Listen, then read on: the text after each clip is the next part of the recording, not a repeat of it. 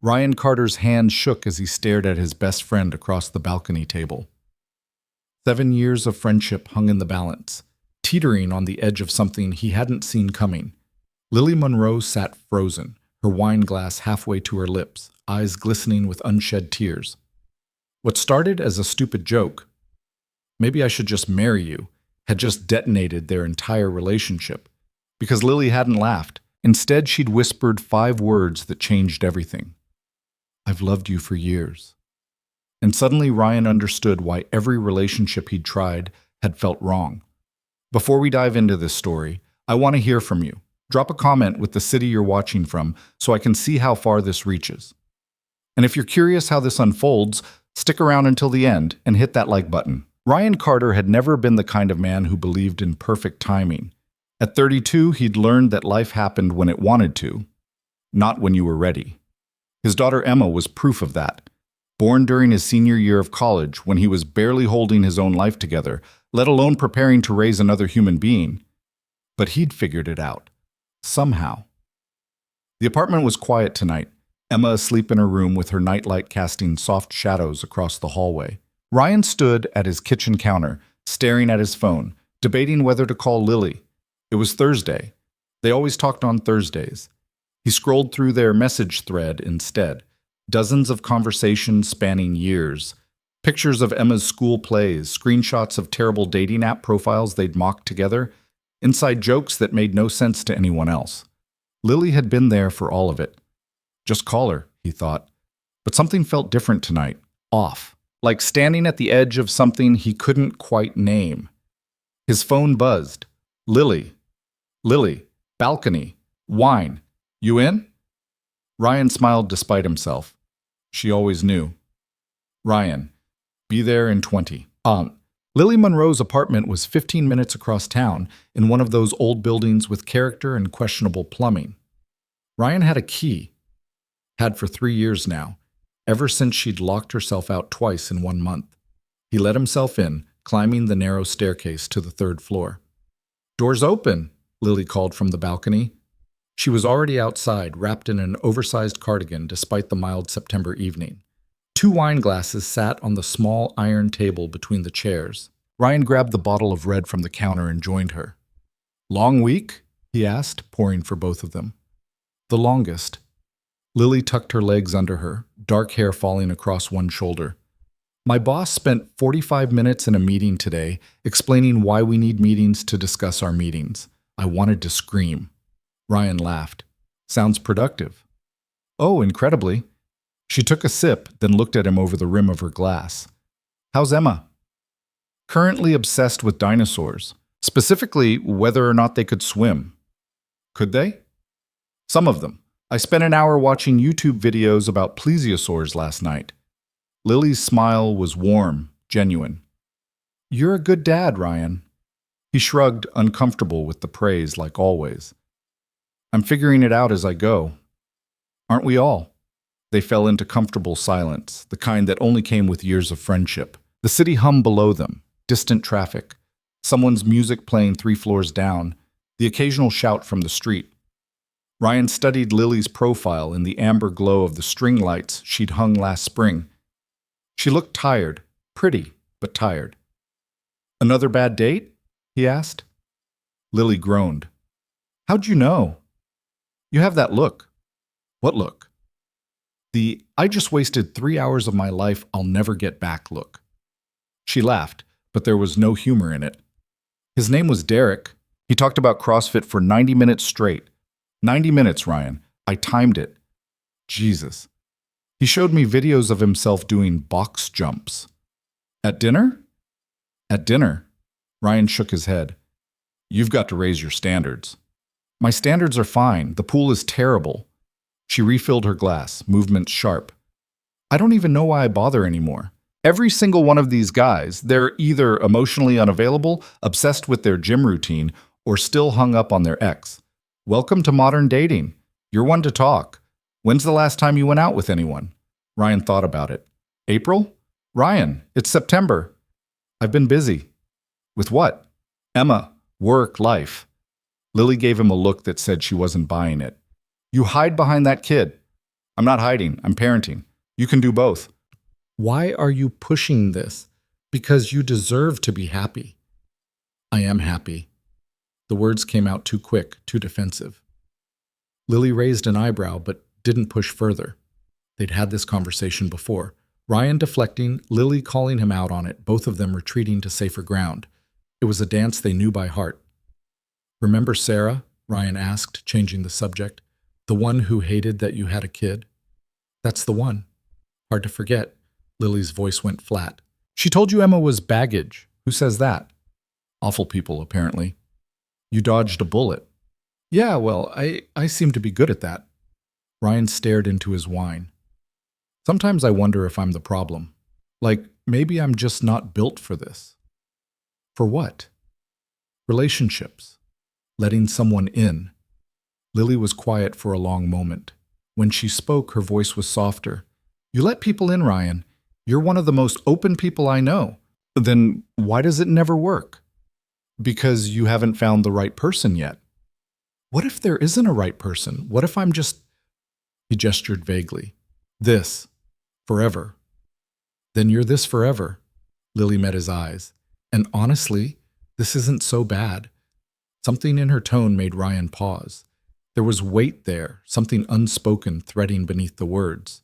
But before he could examine it too closely, Lily broke eye contact, looking out over the city instead. I'm tired of dating, she said suddenly. Yeah? Yeah, I'm exhausted. The apps, the small talk, the pretending to care about someone's podcast or sourdough starter or whatever the hell is supposed to make them interesting. She laughed, but it sounded hollow. Maybe I'm doing it wrong. You're not doing it wrong. Then why does it feel like I am? Ryan didn't have an answer for that. They sat in silence again, but this time it felt heavier, charged with something neither of them wanted to name. You know what? Lily said, pouring herself more wine. Forget it. This is depressing. We're good at depressing. Speak for yourself. She raised her glass. To being perpetually single and somehow okay with it. Ryan clinked his glass against hers. To low expectations. Now you're getting it. They drank. The wine was cheap and slightly too sweet, but it didn't matter. Nothing ever really mattered when they were together like this. Just two people who'd somehow figured out how to exist in each other's orbit without colliding. I have a crazy idea, Lily said after a while. How crazy? On a scale of 1 to 10, maybe a 6. That's pretty crazy for you. She grinned. What if we just gave up? On what? Dating, relationships, all of it. She waved her hand dramatically. What if we just accepted that we're both disasters and called it a day? Pretty sure that's called giving up on life. No, hear me out. Lily leaned forward, eyes bright with wine and mischief. We could just, I don't know, marry our best friends or something. Skip all the bullshit. Ryan laughed. That's your solution? Marry our friends? Why not? We already know each other. No surprises, no pretending to like things we don't. Just easy. Easy isn't romantic. Who needs romance when you have compatibility? Literally everyone needs romance. Lily shrugged. Overrated? You don't mean that. Maybe I do. She looked at him, and for a second, something flickered in her expression, something Ryan couldn't quite read. Would it really be so bad, marrying someone who already knows everything about you? In theory? No. But people don't work like that. Why not? Because friendship and marriage are different things. Are they, though? Lily tilted her head. Think about it. What do you actually need in a partner? Someone who listens, someone who shows up, someone who makes you laugh and doesn't judge you for eating cereal for dinner 3 nights in a row. That's just a good friend. Exactly. Ryan shook his head, still smiling. You've had too much wine. Probably.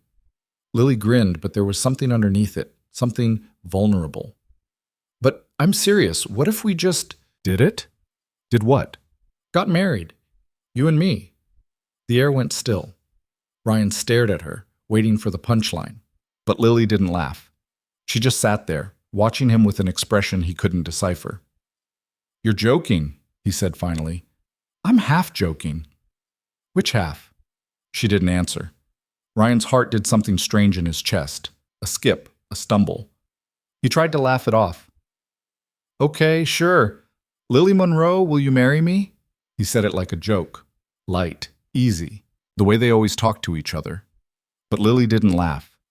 She went very still, her wine glass frozen halfway to her lips, her eyes locked on his, wide and unguarded, and for one terrible, infinite second, Ryan saw something in them he'd never noticed before.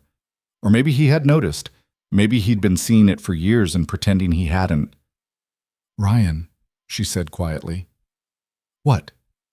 Her voice was barely a whisper. I can't joke about that. Why not? Because... She stopped, swallowed, set down her glass with a shaking hand. Because I've been in love with you for years. The world tilted. Ryan heard the words, but they didn't land right. They hung in the air between them, impossible and enormous, rewriting every conversation they'd ever had. What? He said again, stupidly.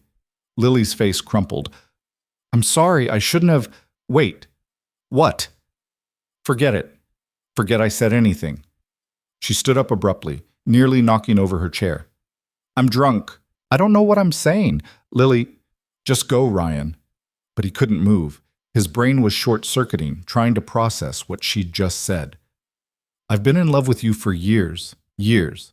Not months. Not recently. Years. How many years? How long? He asked. Lily wrapped her arms around herself, looking small and breakable. It doesn't matter. How long, Lily? She closed her eyes. Since sophomore year. That's... Ryan did the math. That's 7 years. I know. 7 years? I know, Ryan. He stood up, his legs unsteady. Why didn't you say anything? What was I supposed to say? Her voice cracked. You had Emma. You were figuring out how to be a dad. You dated other people. I wasn't going to...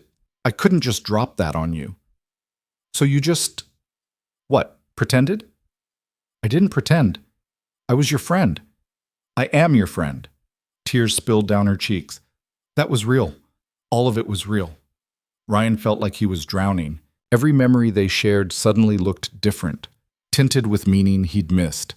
Every late-night call, every inside joke, every time she'd shown up when he needed someone. She'd loved him through all of it. Why now? He asked. Why tell me now? Lily laughed, but it came out choked. Because you asked me to marry you. That was a joke. I know it was a joke. She pressed her hands to her face. I know, Ryan, but I can't keep doing this. I can't keep pretending that being your best friend is enough when it's not, when it's never been enough. The words hit him like a punch to the chest.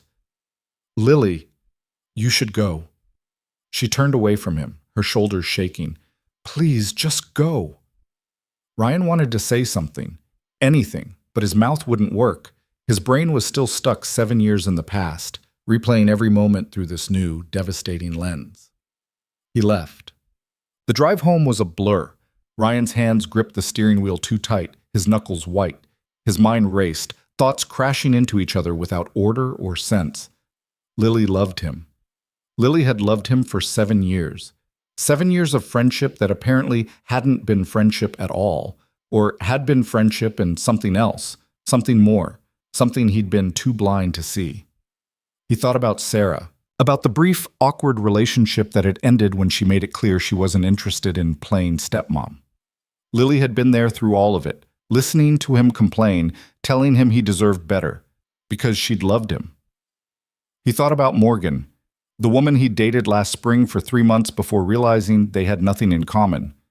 Lily had met her once, been polite, and later told Ryan she seemed nice, but maybe not right for him, because she'd loved him.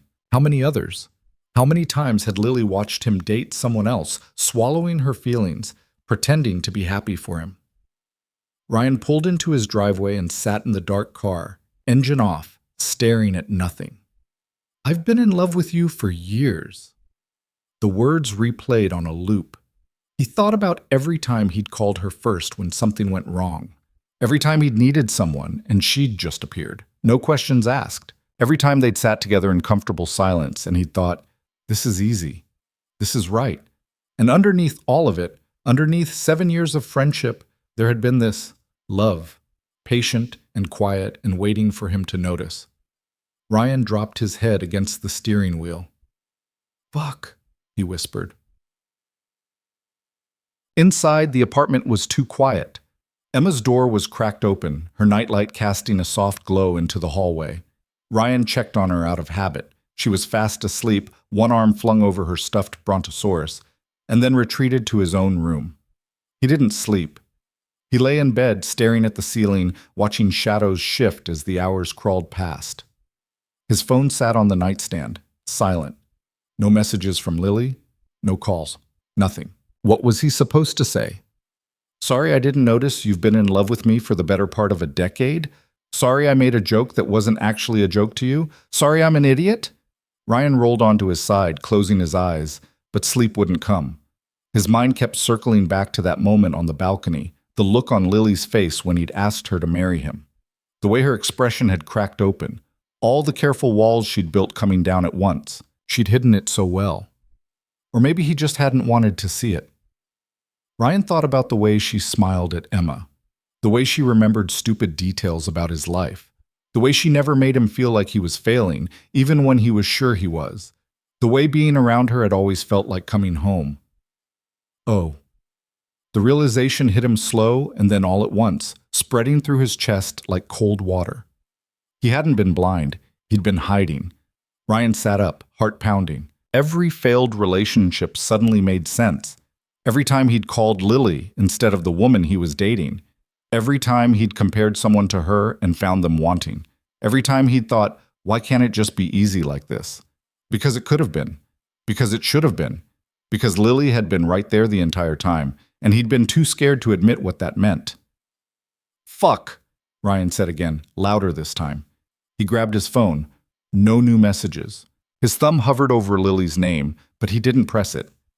What was he supposed to say in a text? Hey, sorry for running out. Also, I think I might love you too? That wasn't something you said over a screen. He needed to see her. Ryan checked the time, 3 a.m. Too late to show up at her door. Too late to fix this tonight. But maybe not too late to fix it at all. Morning came slowly. Ryan gave up on sleep around 5 and made coffee, standing in his kitchen as pale light crept through the windows. Emma would be up soon, demanding breakfast and asking 1,000 questions about dinosaurs, or whatever had captured her imagination overnight. He needed to have his shit together by then. Except he didn't. His phone buzzed. Ryan's heart jumped, but it was just a work email. He ignored it. At 7, Emma shuffled into the kitchen, still in her pajamas, hair sticking up at odd angles. Morning, Dad. Morning, kiddo. Ryan poured cereal into a bowl, added milk, and slid it across the counter to her. Sleep good? Yeah, I dreamed about pterodactyls. Cool or scary? Cool. Emma climbed onto the stool, swinging her legs. They were my friends. Nice. She studied him with the unsettling perception only kids seem to have. Are you okay? I'm fine. You look weird. Thanks. Like sad weird. Ryan forced a smile. Just tired. Emma didn't look convinced, but she let it go, returning her attention to her cereal. Ryan watched her eat, his mind still miles away. He needed to talk to Lily. But what if she didn't want to talk to him? What if he'd ruined everything by being oblivious for 7 years? What if the friendship was over because he'd been too stupid to see what was right in front of him? Ryan's chest tightened. Dad? Emma looked up at him. Can we call Lily today? Why? Because we always call her on Fridays. It was Friday. Ryan had lost track. Maybe later, he said. Is she mad at you? What? No. Why would you think that? Emma shrugged. You have that look. What look? The look you get when you mess up. Ryan stared at his daughter. How old are you again? 8. You're too smart for 8. I know. She grinned, then went back to her cereal. Ryan poured himself another cup of coffee and tried to figure out how to unmess up his entire life.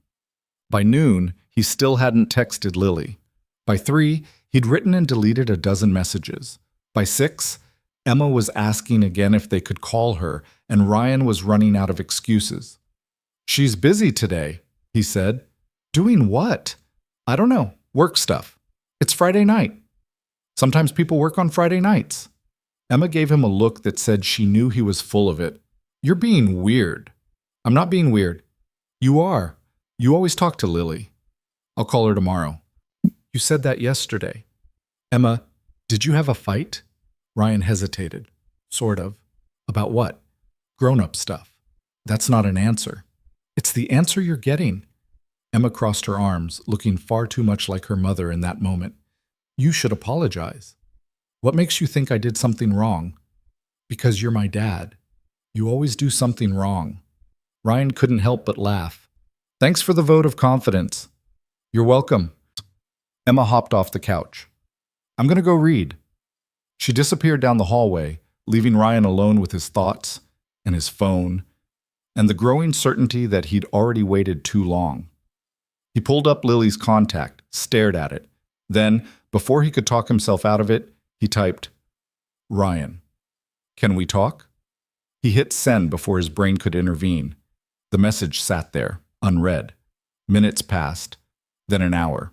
Ryan set the phone down, picked it up, set it down again. Checked it obsessively, even though he knew he'd hear the notification if she responded.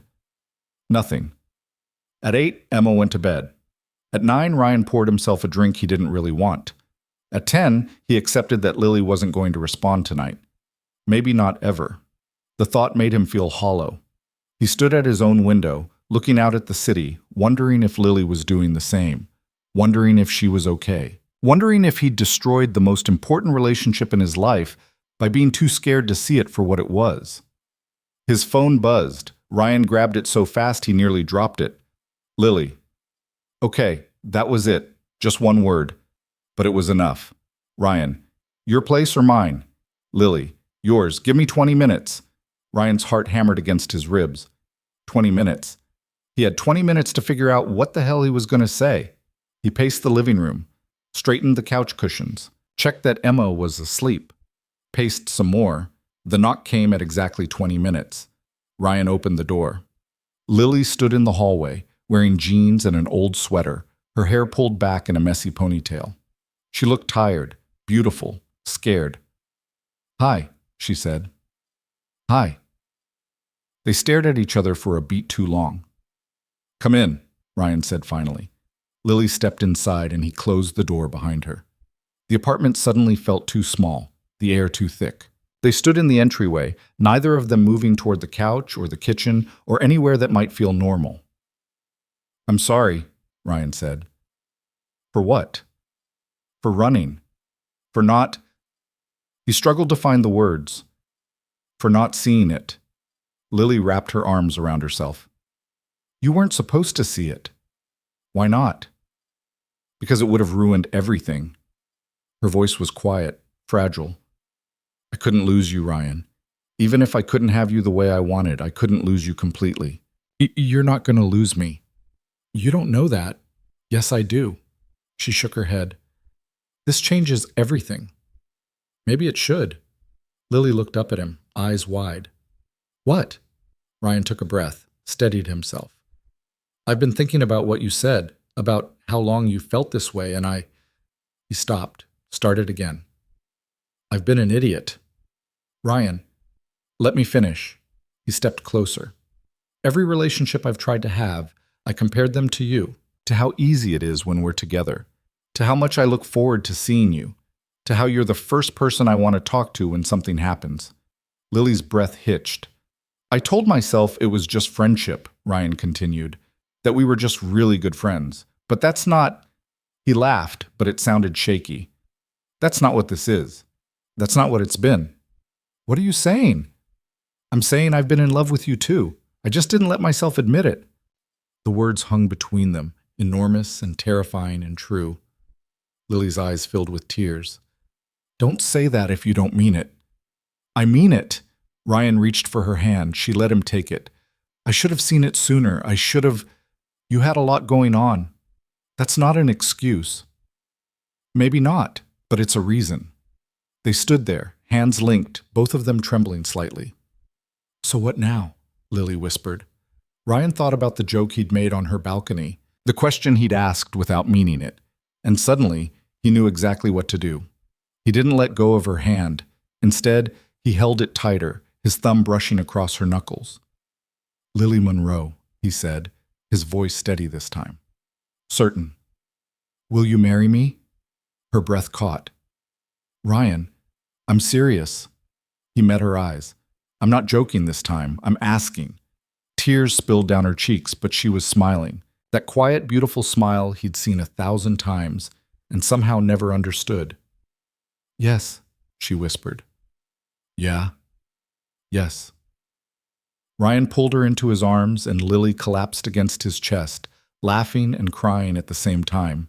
He held her tight, his face buried in her hair, his heart pounding so hard he was sure she could feel it. I love you, he said into her shoulder. I love you too. Her voice was muffled against his shirt. I've loved you for so long. I know. I'm sorry I made you wait. You're an idiot. I know that too.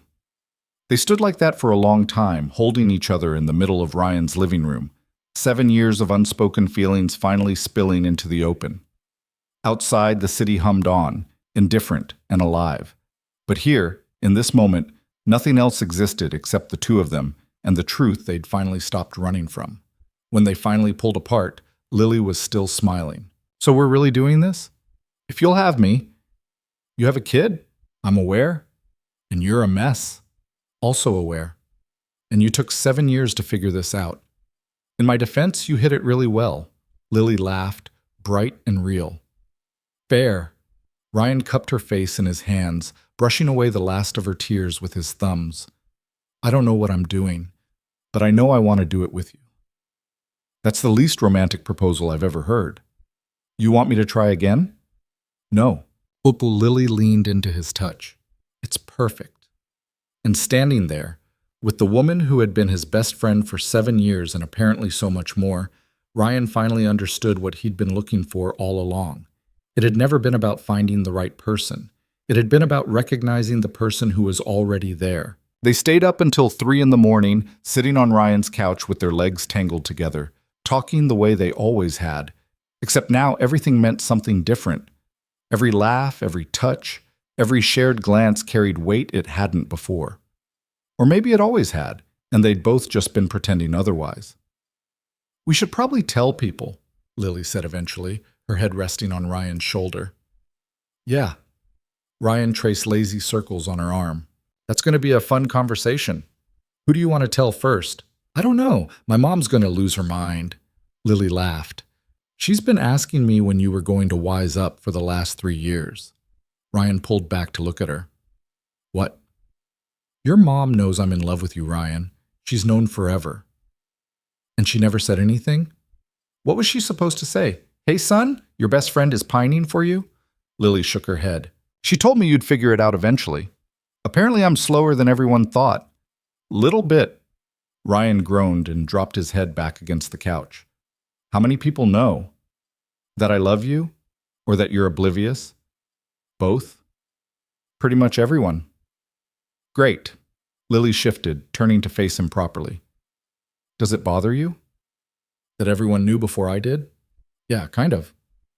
I didn't tell people. They just noticed. How could they notice if I didn't? Because you weren't looking. She reached for his hand again, like she needed to keep touching him to make sure he was real. You were too busy trying not to feel it. Ryan knew she was right. He'd spent years building walls around the idea of Lily as anything other than his friend, because losing her friendship would have destroyed him, and admitting he wanted more felt like gambling with something he couldn't afford to lose. Except he'd almost lost her anyway. I'm sorry I made you wait, he said again. You already apologized. I know, I'm going to keep apologizing. For how long? Probably forever. Lily smiled, soft and tired. I can live with that. They fell quiet again, the comfortable kind of silence they'd perfected over 7 years. Outside, the city was finally starting to wake up. Early morning traffic, birds, someone's alarm going off in a nearby apartment. Ryan glanced at the window and saw the sky turning pale gray. You should probably go home and sleep, he said, even though he didn't want her to leave. Probably. Neither of them moved. Or you could stay, Ryan added. Guest room's open. The guest room? I have a kid down the hall. I'm trying to be responsible. Lily laughed. Fair enough. She stayed. Ryan walked her to the guest room. handed her one of his old t-shirts to sleep in, and lingered in the doorway longer than necessary. "This is weird," Lily said, sitting on the edge of the bed. "What is?" "Being in your apartment like this, knowing you." She stopped, shaking her head. "It's different now." "Good different or bad different?" "I don't know yet." Ryan leaned against the doorframe. "Are you scared?" "Terrified." "Me too." Lily looked up at him, and for a second, all the fear and uncertainty was right there on her face. "What if we screw this up?" "We won't." "You don't know that." "No," Ryan admitted. "But I know you, and I know this, us, is worth trying." She didn't argue, just nodded and pulled the blanket around her shoulders. Ryan wanted to cross the room, pull her into his arms again, promise her everything would be okay. But he didn't, because they both needed space to process what had just happened, and rushing into things felt like a mistake. "Good night, Lily." "Good night, Ryan." He closed the door and stood in the hallway for a long moment, his heart doing strange, uneven things in his chest. Then he went to his own room and lay in bed, staring at the ceiling, knowing sleep wouldn't come but too wired to care.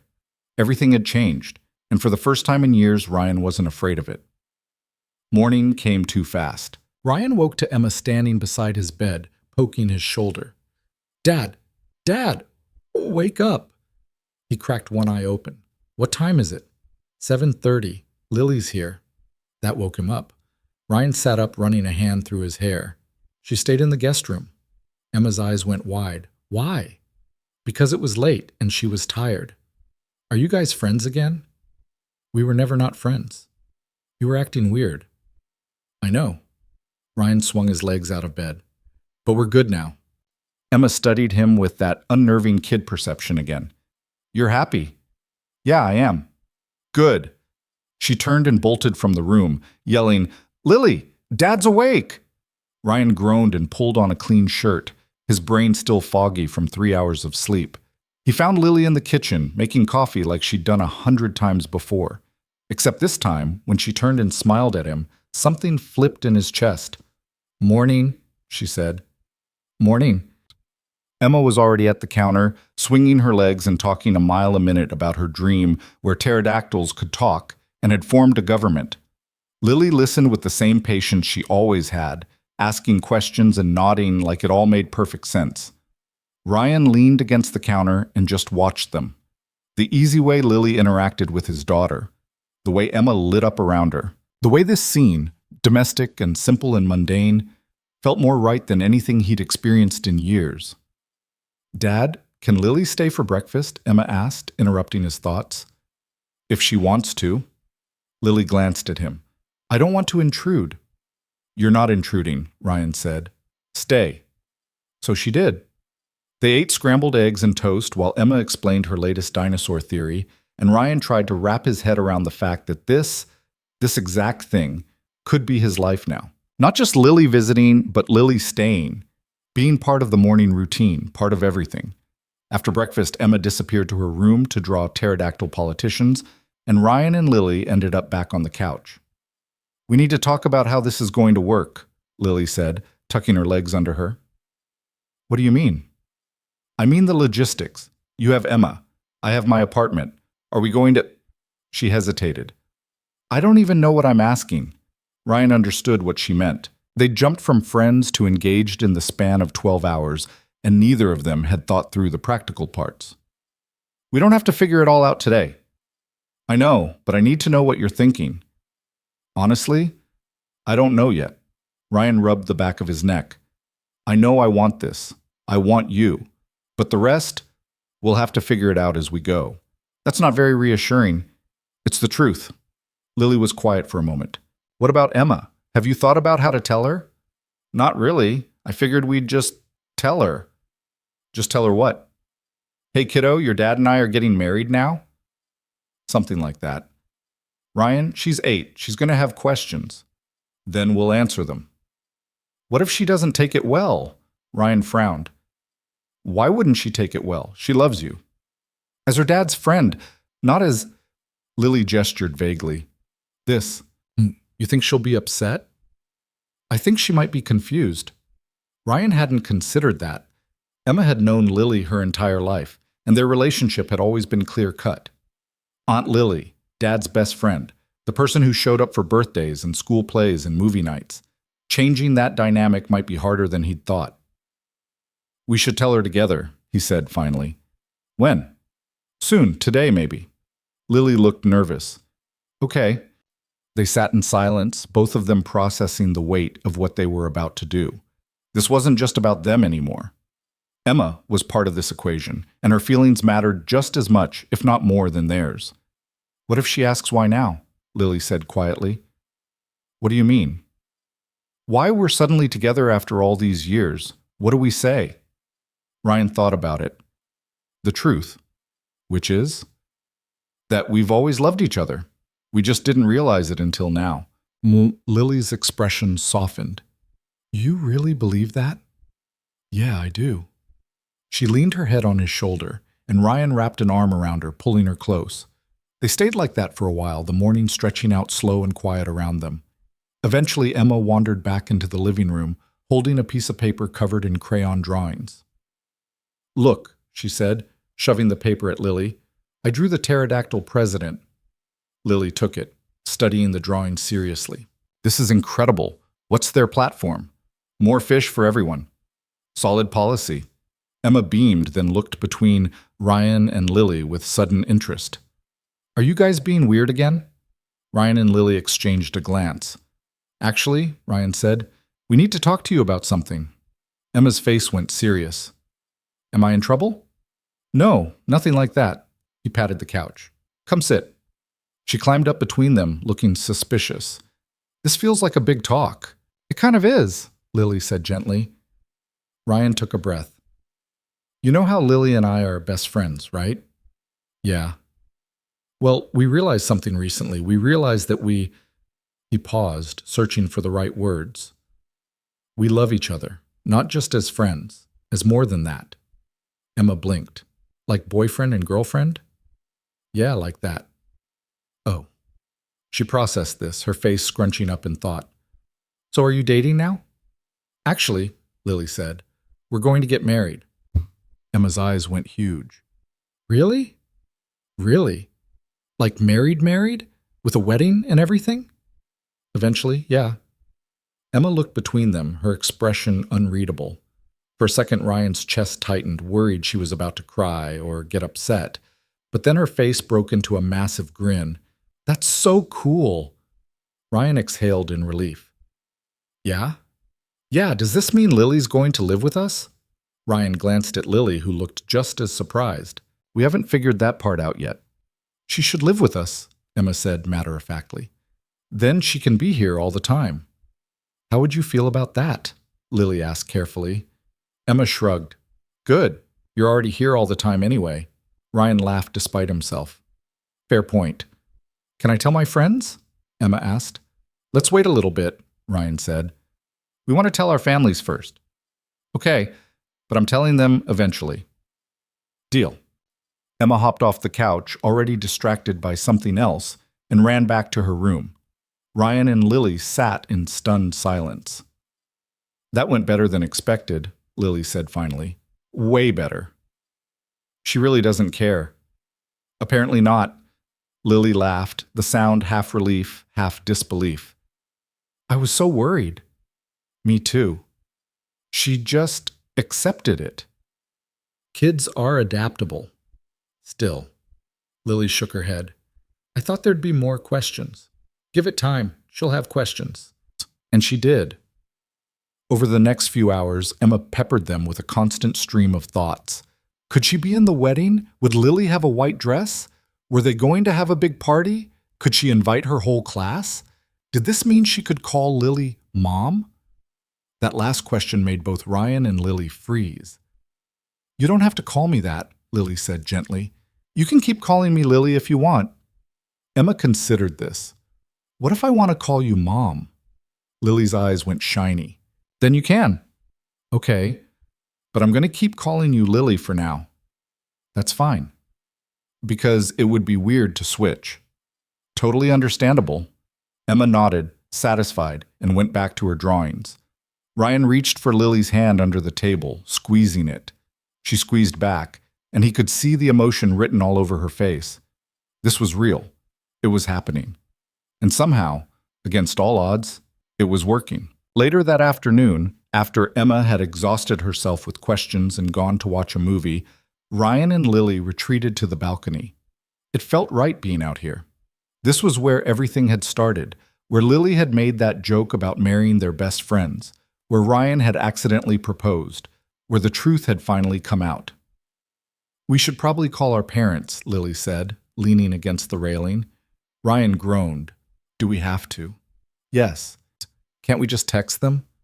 "You want to tell your mother you're getting married over text?" "When you put it that way, no." Lily pulled out her phone. "I'll call my mom first. Moral support." "You want me to stay?" "Please." She dialed, and Ryan watched as her mom picked up on the second ring. He could hear the faint sound of her voice through the speaker. "Hey, Mom," Lily said. "Do you have a minute?" There was a pause. "Yeah, I'm good. Really good, actually. I have news." Another pause. "No, I'm not pregnant." Lily shot Ryan a look. "Why is that always the first thing you ask?" Ryan bit back a laugh. "Okay, so," Lily took a breath. "Ryan and I are getting married." The silence on the other end stretched for a beat too long. Then Ryan heard Lily's mom scream. "Finally! Oh my gosh, finally! I've been waiting for this for years." Lily's face turned red. "Mom, I told your father this would happen. I told him. He owes me $50. You bet on us?" "Of course we did. Everyone did." "Honey, this is the best news. Tell Ryan congratulations for me. Actually, put him on. I want to talk to him." Lily handed the phone over, looking mortified. Ryan took it cautiously. "Hi, Mrs. Monroe." "Ryan Carter, you finally came to your senses." Yeah, I guess I did." "Took you long enough. That girl's been in love with you since college." "So I've heard." "You better treat her right." "I will." "Good. Now put my daughter back on." Ryan handed the phone back to Lily, who spent the next 10 minutes answering her mom's rapid-fire questions while Ryan tried not to laugh. When she finally hung up, she looked exhausted. "Your turn," she said. Ryan grimaced. "Can't I just skip mine?" "Absolutely not." He sighed and pulled out his phone, scrolling to his mom's contact. She picked up on the first ring. "Ryan, I was just thinking about you." "Hey, Mom." "How's Emma?" "She's good. Watching a movie. And you? How are you doing?" "Actually, I have something to tell you." "Oh?" There was interest in her voice now. "What is it?" Ryan glanced at Lily, who gave him an encouraging nod. "Lily and I are getting married." The silence was brief, and then his mother let out a noise somewhere between a gasp and a laugh. "About damn time." Ryan blinked. "You're not surprised?" "Surprised? Honey, I've been watching you two dance around each other for years. I'm just glad you finally figured it out." "Everyone keeps saying that." "Because it's true. That girl is perfect for you." "I know." "And Emma loves her." "I know that too." "So when's the wedding?" "We haven't planned that far yet." "Well, don't wait too long. You've already wasted enough time." Ryan smiled despite himself. "Thanks, Mom." "I'm serious, Ryan. You and Lily. This is good. This is really good." "Yeah, it is." They talked for a few more minutes before his mom had to go, and when Ryan hung up, he felt lighter. Telling their families had been easier than he'd expected. Everyone was happy. Everyone had seen this coming. Everyone except him. "Well," Lily said, "that's done." "Yep. Now we just have to figure out the rest of our lives." Ryan laughed. No pressure. They stood together on the balcony, watching the city move below them. The afternoon was fading into evening, the sky turning soft shades of orange and pink. Ryan thought about how much had changed in just 24 hours, how his entire world had shifted on its axis because of 5 words Lily had finally been brave enough to say. "I'm glad you told me," he said quietly. Lily looked at him. "Yeah?" "Yeah.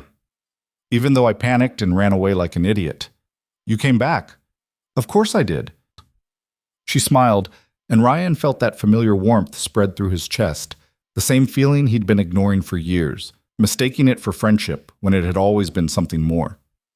"I love you," he said, testing the words out loud. They felt good. Right. "I love you too. I'm going to keep saying it." Good. Ryan pulled her close, wrapping his arms around her waist. Lily leaned into him, her head tucked under his chin, and they stayed like that as the sun set and the city lights blinked on one by one. For the first time in a long time, Ryan wasn't thinking about what came next. He wasn't worrying about the future or second-guessing his choices. He was just here, in this moment, with the woman he loved and the strange, unexpected realization that happiness had been right in front of him all along. He just needed to stop running from it. The next few days blurred together in a strange mix of normal and surreal. Lily went back to her apartment but spent most of her time at Ryan's. They fell into a rhythm that felt both new and familiar, cooking dinner together while Emma did homework at the kitchen table, watching movies on the couch after she went to bed, talking late into the night about everything and nothing. It was easy. Easier than Ryan had thought it would be. But there were moments that reminded him this wasn't just an extension of their friendship.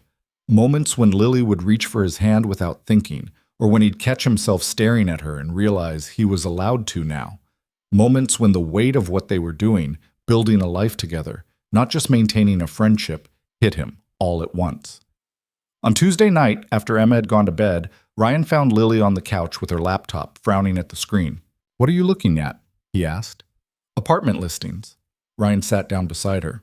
"Why?" "Because my lease is up in 2 months, and I need to figure out what I'm doing." "Move in here." Lily looked at him. "Just like that? Why not?" "Because it's a big step." "We're getting married, Lily. Moving in together is kind of implied." "I know, but..." She closed the laptop. "What if it's too fast?" "Too fast? We've known each other for 7 years. "That's different." "How?" "Because we weren't together for those 7 years. We were friends." Ryan studied her face, seeing the uncertainty there. "Are you having second thoughts?" "No, Lily sighed. "I want to make sure we're doing this right. There's no right way to do this. We're just figuring it out as we go." "That's what scares me." Ryan reached for her hand, lacing their fingers together. "What are you afraid of?" Lily was quiet for a long moment. When she finally spoke, her voice was small. "That this won't work. That we'll try and fail and lose everything we had before." "We're not going to lose that." "You don't know that." "Yes, I do." Ryan squeezed her hand. "Because even if things get hard, and they will, we're still us. That doesn't change." "But what if it does?" "Then we'll deal with it. Together." Lily looked at him, eyes searching his face for something. Reassurance, maybe, or proof that he meant what he was saying. Ryan held her gaze, willing her to see that he wasn't going anywhere. That this wasn't a phase or a mistake or something he'd regret. This was real. "Okay," Lily said finally. Okay, I'll move in." Ryan smiled. "Yeah? Yeah, but I'm keeping some of my furniture." "Deal." They spent the next hour looking at what Lily would bring with her, what would fit in the apartment, what they'd need to get rid of. It was mundane and practical and somehow deeply intimate, the act of merging their lives into one space, making room for each other in ways that went beyond just physical. And through it all, Ryan couldn't stop thinking about how lucky he was, how easily this could have gone differently, how close he'd come to losing her completely because he'd been too scared to admit what he felt. But he hadn't lost her, and he wasn't going to. 2 weeks later, Lily's boxes started arriving at Ryan's apartment. Not all at once. She'd decided to do it gradually, easing into the transition rather than upending her entire life in a single weekend. But each box that appeared felt like another piece of permanence, another signal that this was actually happening. Ryan came home from work on a Thursday to find Lily in the living room, surrounded by half-unpacked containers, looking frustrated. "I have too much stuff," she announced without preamble. "You don't have that much." "I have 3 boxes of books alone, Ryan." 3. "So we'll get more shelves." "Where? The walls are already full." Ryan surveyed the room. She had a point. His apartment had never been designed for 2 adults' worth of possessions. "We'll figure it out." "That's your answer for everything." "Because it's true." Lily sat back on her heels, pushing hair out of her face. "This is harder than I thought it would be." "Moving in?" "All of it. She gestured vaguely at the boxes, the apartment, the situation. I thought it would feel natural, like it was meant to be. But instead, I just feel like I'm disrupting your entire life. Ryan crouched down beside her. You're not disrupting anything. Your closet says otherwise. My closet was a disaster before you got here. Now it's a disaster with my clothes in it. Lily, I'm serious, Ryan. What if this doesn't work? What if we can't live together? We've basically been living together for 2 weeks already, and it's been fine. That's different. I still had my apartment to go back to.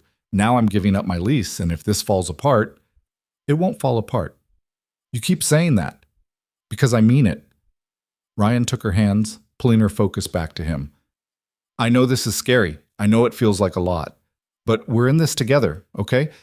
You're not doing this alone. Lily's eyes were glassy.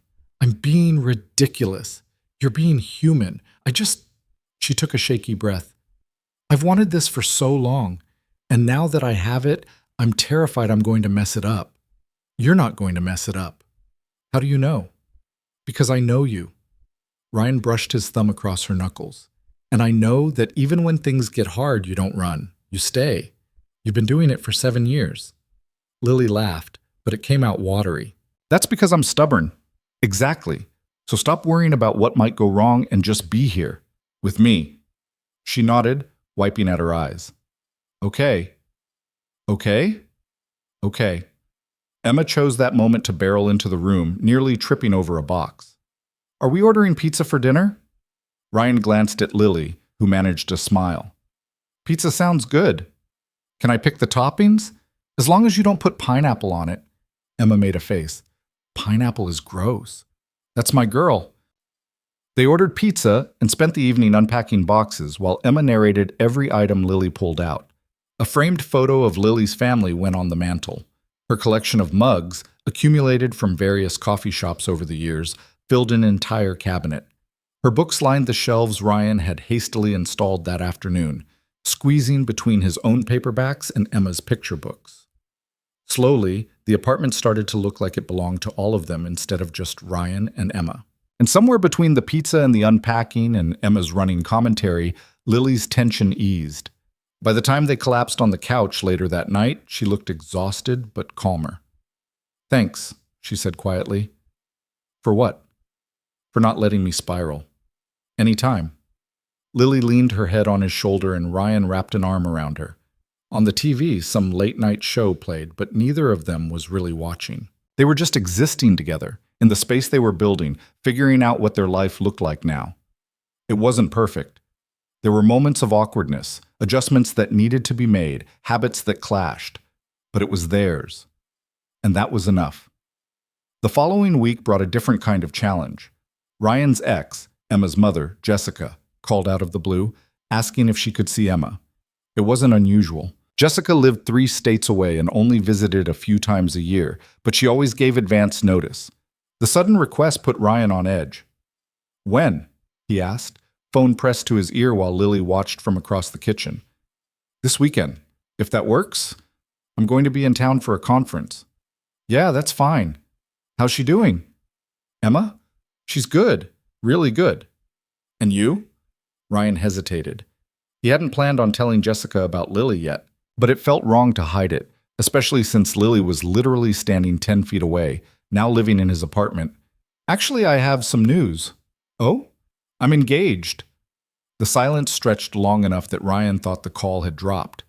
Then Jessica laughed, short and sharp. Wow, that's fast. Not really. Who is she? Someone new? It's Lily. Another pause. Lily, as in your friend Lily? Yeah. Huh. Jessica's tone was unreadable.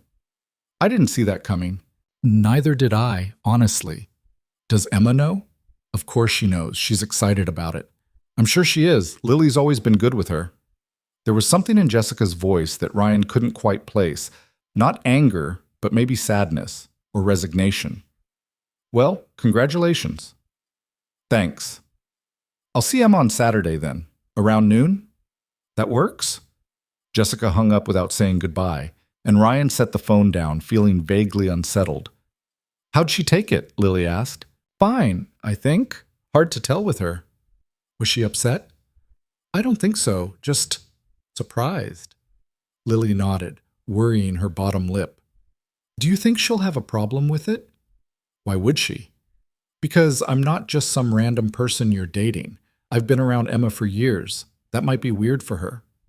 Jessica doesn't get a say in who I'm with. I know, but still. Ryan crossed the kitchen, pulling Lily into his arms. Stop overthinking. I can't help it. Try. She laughed against his chest.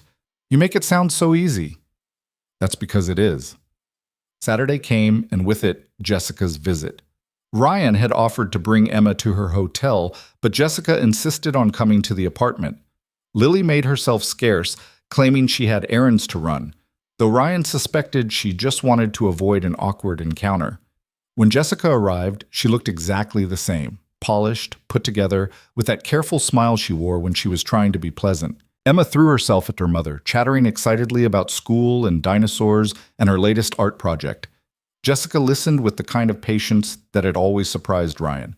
She wasn't a bad mother, just an absent one. You look good, Ryan, Jessica said while Emma ran to grab something from her room. Thanks. You too. So, Lily. Yeah. How long has that been a thing?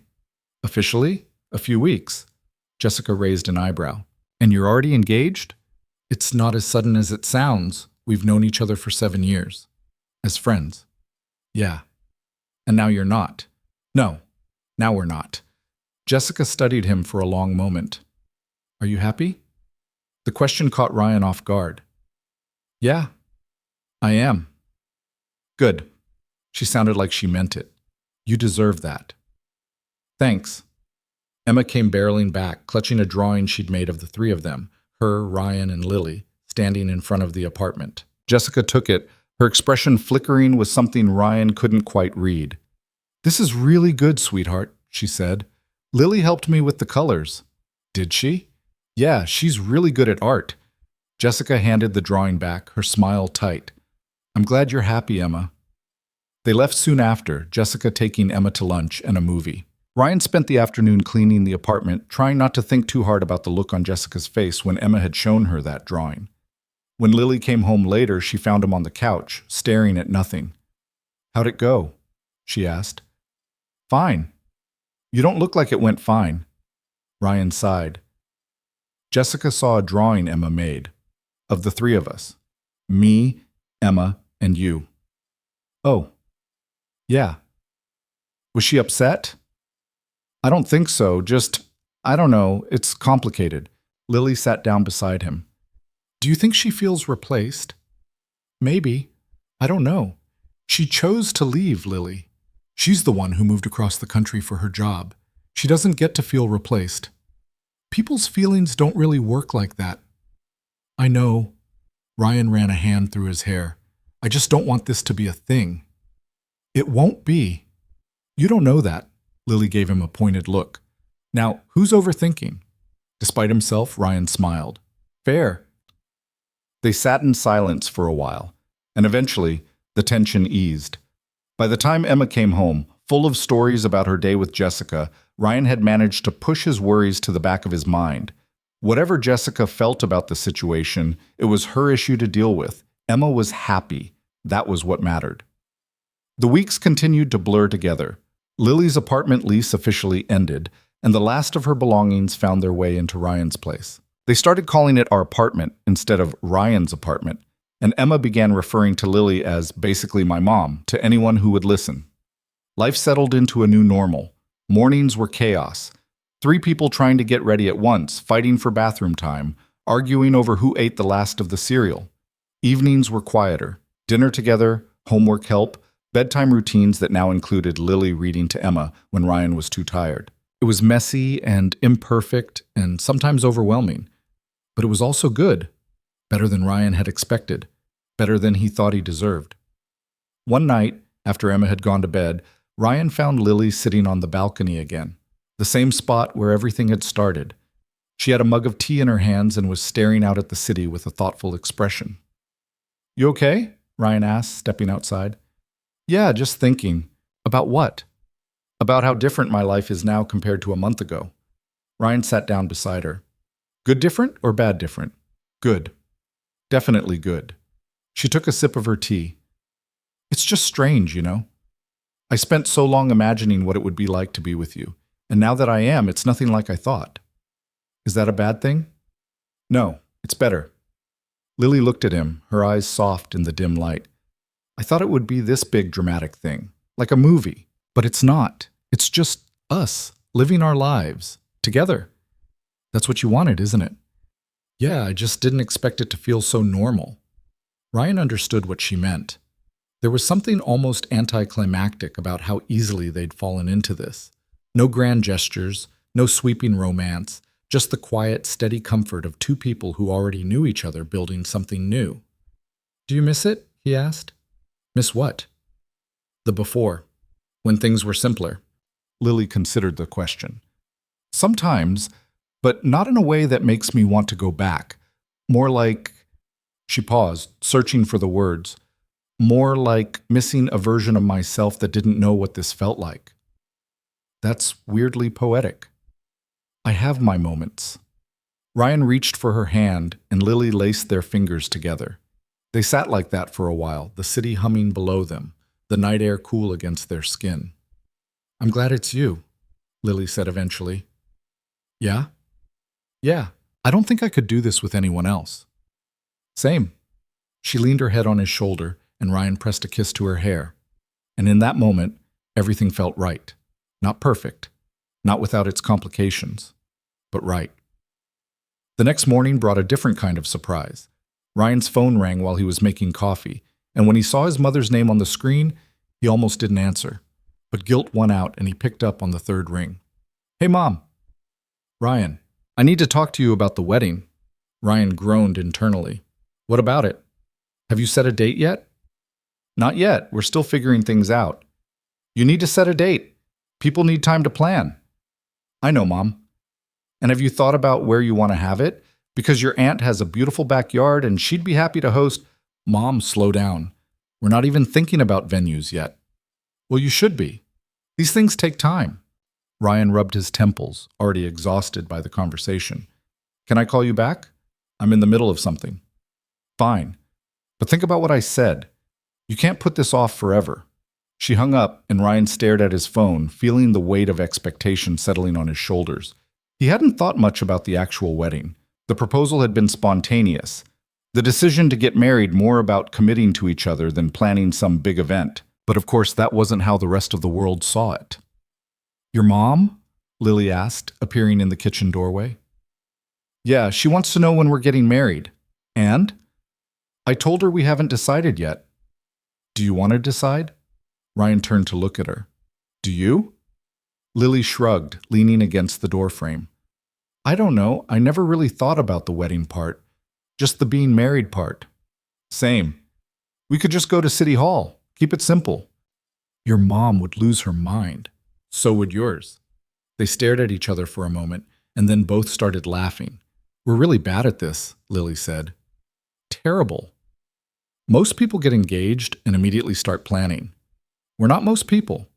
Clearly. Ryan poured himself a cup of coffee, considering. What if we did something small? Just family and close friends. Nothing fancy. Like how small? I don't know, 30 people maybe? That's not small, that's medium. Okay, 20 people. Still medium. Fine, 10 people. Lily smiled. Now you're talking. They spent the rest of the morning throwing around ideas, none of which felt quite right. Too formal, too casual, too expensive, too cheap. By the time Emma woke up and demanded breakfast, they'd given up and decided to table the discussion for later. But the conversation stayed with Ryan. Because Lily was right, they'd been so focused on the being together part that they hadn't really thought about the practical steps to get there. And now that reality was creeping in, it felt more complicated than it should. That evening, after Emma was in bed, Ryan brought it up again. Do you actually want a wedding? He asked. Lily looked up from her book. What do you mean? I mean, do you care about having a ceremony and a reception and all that? Or would you be okay with just not doing it? Are you asking if I want to elope? Maybe. Lily set her book down, giving him her full attention. Why are you asking? Because I don't care about any of that stuff. I just want to be married to you. The rest of it feels like it's for other people. It kind of is. So why do it? Lily was quiet for a moment. I don't know. I guess because it's what you're supposed to do. That's not a good reason. I know. She sighed, running a hand through her hair. Honestly, I don't care either. I'd be fine going to City Hall and signing the papers, but I think our families would be disappointed. So we're doing this for them? Aren't we always? Ryan laughed despite himself. That's depressing. Welcome to adulthood. They fell into silence, both of them thinking. Ryan knew Lily was right. Their families would expect some kind of celebration.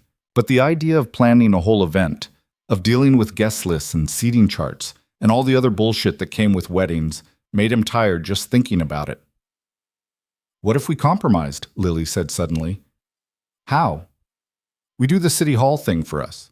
Just you and me. And then we have a party later for everyone else. No ceremony, no vows. Just food and drinks and people celebrating. Ryan considered it. That could work. Yeah?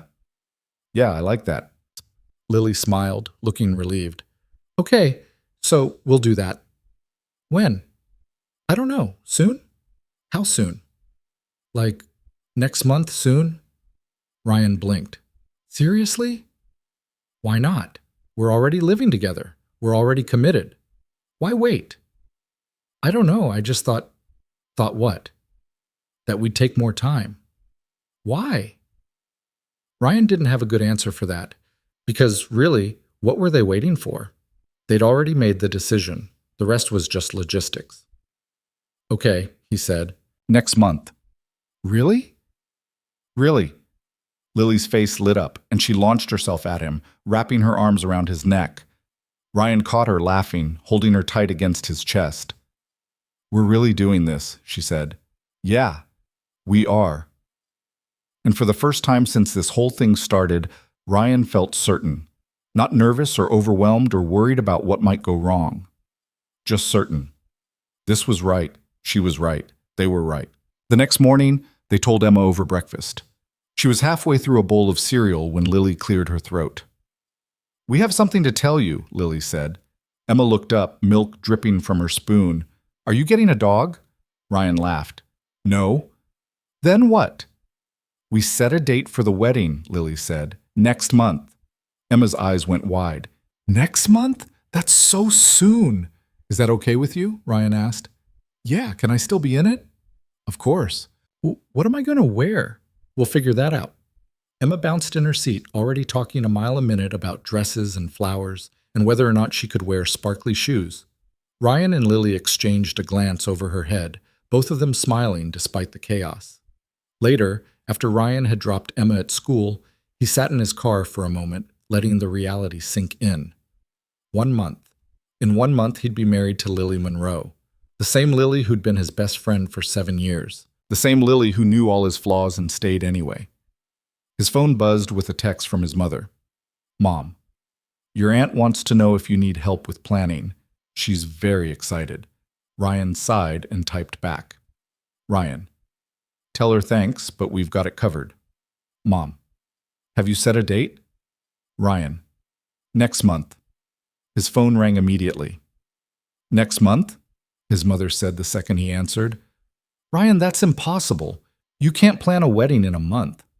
We're not having a big wedding. What does that mean? It means we're going to City Hall, just us. The silence was deafening. Mom? City Hall, she repeated, her voice flat. Yeah. Ryan Michael Carter, you are not getting married at City Hall. Actually, I am. What about your family? What about Lily's family? We want to be there. We're having a party after. You'll all be invited to that. A party is not a wedding. It is to us. His mother made a noise of frustration. Let me talk to Lily. She agrees with me. I don't believe you. Ryan almost laughed. Believe what you want, Mom. This is what we're doing. You're being ridiculous. Maybe, but it's our decision.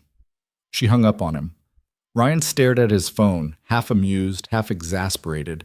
He'd known his mother would have opinions, but he hadn't expected her to be quite this upset. When he got home, Lily was on the couch with her laptop, looking stressed. "My mom called," she said without looking up. "Let me guess. She's mad about City Hall. Furious. She said I'm robbing her of the chance to see her only daughter get married." "What'd you tell her?" "That we're still getting married, just not the way she imagined."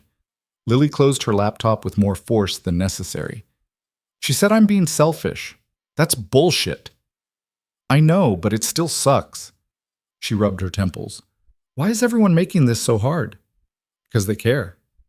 Caring would be respecting our choices." "You know it doesn't work like that." Lily groaned and flopped back against the cushions. "Maybe we should just do what they want. Have the ceremony. Make everyone happy." "Is that what you want?" "No. But I also don't want to fight about it." Ryan sat down beside her, taking her hand. "We're not doing this for them. We're doing it for us." "I know. So let them be mad. They'll get over it." Lily looked at him, doubt written all over her face. "Will they?" "Eventually." "You sound very confident." "I'm faking it." That got a laugh out of her, small and tired but real. Ryan squeezed her hand and they sat in silence for a while, both of them processing the unexpected pushback from their families. "Do you ever think we're doing this wrong?" Lily asked quietly. "Doing what wrong?"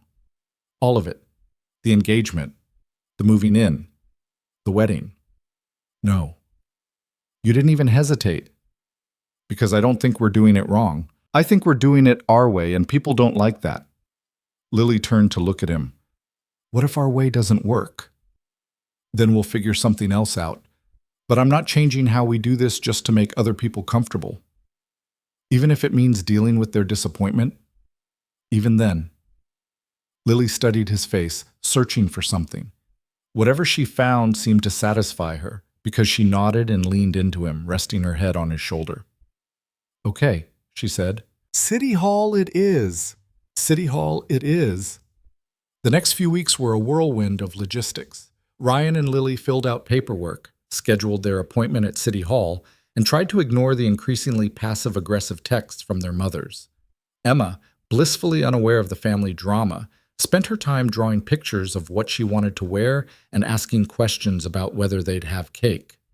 "We can have cake at the party," Lily told her one evening. "But not at the wedding?"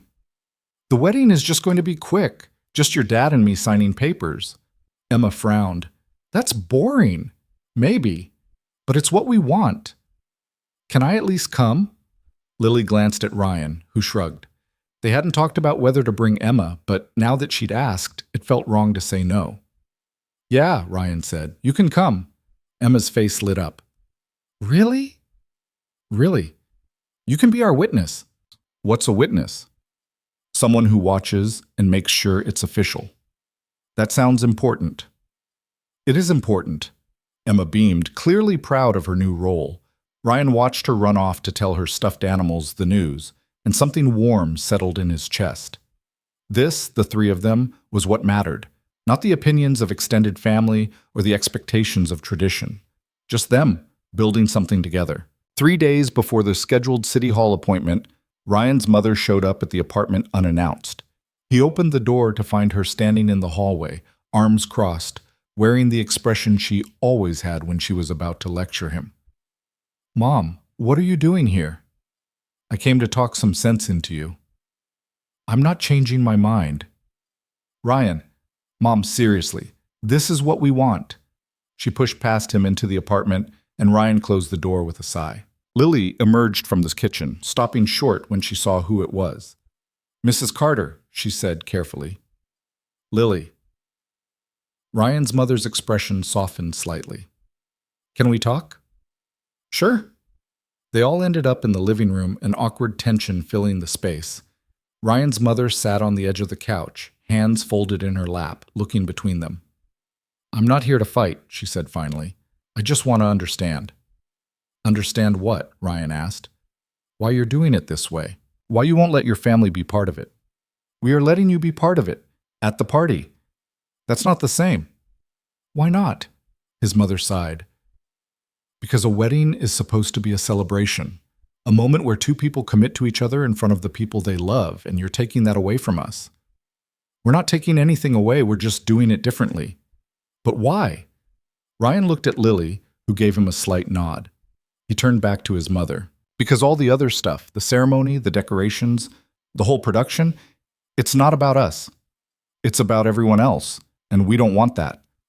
We just want to be married. You can have both. We don't want both. His mother's face crumpled slightly, and Ryan felt a pang of guilt. I just wanted to see my son get married, she said quietly. You will see it. Just not the way you imagined. It's not the same. I know, but it's what we're doing. She was quiet for a long moment, then looked at Lily. Is this what you want too? Lily nodded. It is.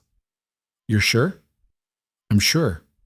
Ryan's mother sighed, defeated. I don't understand it, but if this is what you both want, then I'll support it. Thank you, Lily said softly. But I'm still throwing you a party, a big one, with all the family. Ryan almost laughed. Deal. His mother stood, smoothing her skirt. I should go. I just needed to say my piece. I appreciate it, Mom. She hugged him at the door, holding on a little longer than usual. I'm happy for you, she said into his shoulder, even if I don't understand your choices. I know. After she left, Ryan leaned against the closed door, exhaling slowly. Lily appeared beside him, slipping her hand into his. That went better than expected, she said. Yeah. She didn't even yell. Progress. Ryan pulled her close, pressing a kiss to her forehead. 3 more days. 3 more days. The morning of the appointment arrived cold and gray, the kind of October day that threatened rain but never quite delivered.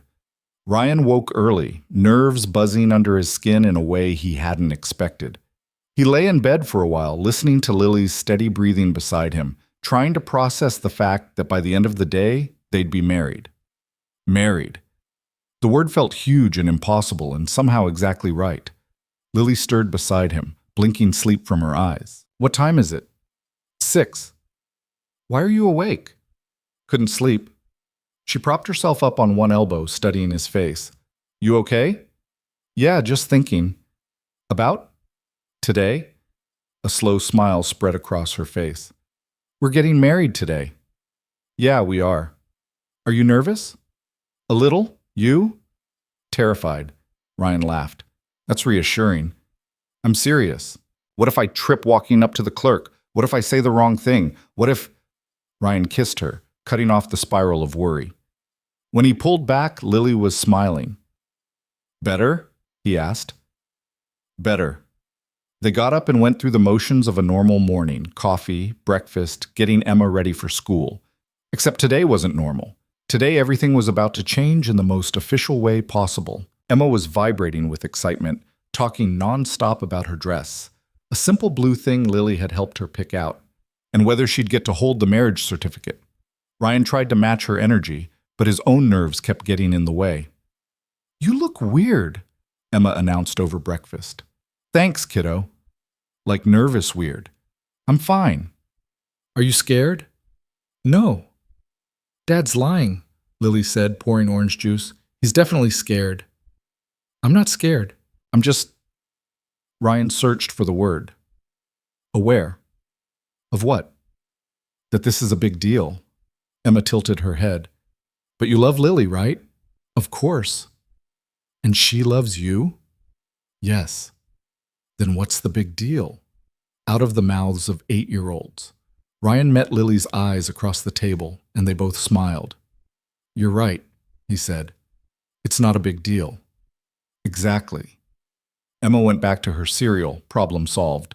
They dropped Emma at school with promises to pick her up early for the appointment, then headed back to the apartment to get ready. Ryan changed into the only suit he owned, a charcoal gray thing he'd bought for job interviews and worn maybe 3 times.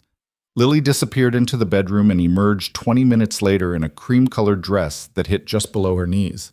Ryan stared. What? Lily asked, suddenly self-conscious. Is it too much? No. You look... He couldn't find the words. You look beautiful. She blushed, smoothing the fabric. It's just a dress. It's not just a dress. Ryan, I'm serious. You look amazing.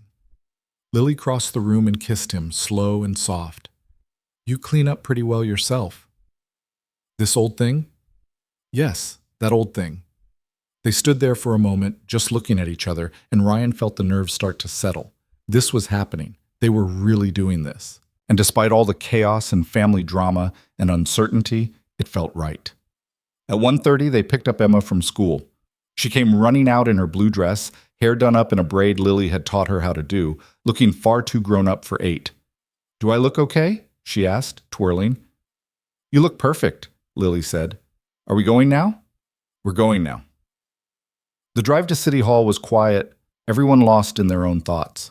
Ryan kept glancing at Lily in the passenger seat, watching the way she worried her bottom lip and twisted the hem of her dress. He reached over and took her hand, squeezing it gently. You okay? He asked. Yeah, you? Yeah. Emma leaned forward from the back seat. Are you guys going to kiss after? Probably, Ryan said. Gross. You won't think it's gross someday. Yes, I will. Lily laughed and some of the tension broke. By the time they pulled into the parking lot, Ryan felt steadier, more certain. City Hall was exactly as bureaucratic and unromantic as he'd expected. Fluorescent lights, tile floors, the smell of old paper and cleaning solution. They checked in at the front desk, filled out the last of the paperwork, and waited in hard plastic chairs for their name to be called. This is not what I imagined, Lily whispered. What did you imagine? I don't know. Something less sterile. Too late to back out now. She elbowed him gently. Not funny. A little funny. Carter? A woman in her 50s appeared in the doorway, holding a clipboard. We're ready for you. They followed her into a small office that barely fit the 4 of them, Ryan, Lily, Emma, and the clerk. The ceremony, if it could even be called that, took less than 5 minutes. The clerk read from a script in a monotone voice, asked if they agreed to the terms of marriage, had them sign the certificate. By the power vested in me by the state, I now pronounce you married. You may kiss. Ryan turned to Lily, and for a second they just stared at each other. Then he cupped her face in his hands and kissed her, slow and gentle, while Emma made exaggerated gagging noises in the background. When they pulled apart, Lily was crying. You okay? Ryan asked, wiping her tears with his thumb. Yeah, I'm just... She laughed. We're married. Yeah, we are. The clerk handed them the certificate, congratulated them, with all the enthusiasm of someone who'd done this 1,000 times before, and ushered them out. Just like that, it was over. They stood in the hallway outside the office, all 3 of them processing what had just happened. That was fast, Emma said. Yeah, Ryan agreed. It was. Can we get ice cream now? Lily laughed, still wiping at her eyes. Yeah, kiddo, we can get ice cream. They went to Emma's favorite ice cream place, a little shop 3 blocks from the apartment that had been there forever. Ryan ordered a cone he didn't really want. Lily got her usual mint chip, and Emma got a sundae with extra sprinkles. They sat at a sticky table by the window, eating ice cream in their fancy clothes, and it was possibly the most mundane wedding celebration in history, and Ryan loved every second of it. So what now? Emma asked around a mouthful of vanilla. What do you mean? Ryan asked. Are things going to be different? Not really. Lily's already living with us. So nothing changes? Everything changes, Lily said softly. Just not in ways you can see. Emma looked confused, but she didn't push it. Instead, she went back to her sundae, apparently satisfied with the answer. Ryan watched Lily across the table, his wife now, though the words still felt strange, and thought about what she'd said. Everything had changed, but also nothing had. They were still the same people they'd been that morning, still the same people they'd been for 7 years. Except now it was official. Now they were building something permanent. When they got back to the apartment later, Ryan's phone was full of texts from family who'd somehow found out what day the appointment was. Congratulations. Photos? Are you happy? Call me. He ignored most of them, too tired to deal with the onslaught. Instead, he found Lily on the balcony, their balcony where this whole thing had started. Hey, he said, stepping outside. Hey, you disappeared. Just needed a minute. Ryan leaned against the railing beside her. What are you thinking about? Everything. Nothing. Lily turned to look at him. We really did it. We really did. I keep waiting for it to feel different, but it doesn't. Is that bad? No. I think it's good. It means we made the right choice. Ryan pulled her into his arms, and Lily melted against him. They stood like that for a long time, wrapped up in each other, watching the city lights blink on as evening settled in. I love you, Ryan said into her hair. I love you too. No regrets? Not even one. And standing there, holding his wife on the balcony where everything had changed, Ryan finally understood what he'd been searching for all those years. It wasn't some grand romantic gesture. It wasn't passion or drama or any of the things movies promised. It was this: simple, quiet, real. It was coming home to the person who already knew everything about you and chose to stay anyway. It was building a life together one ordinary day at a time.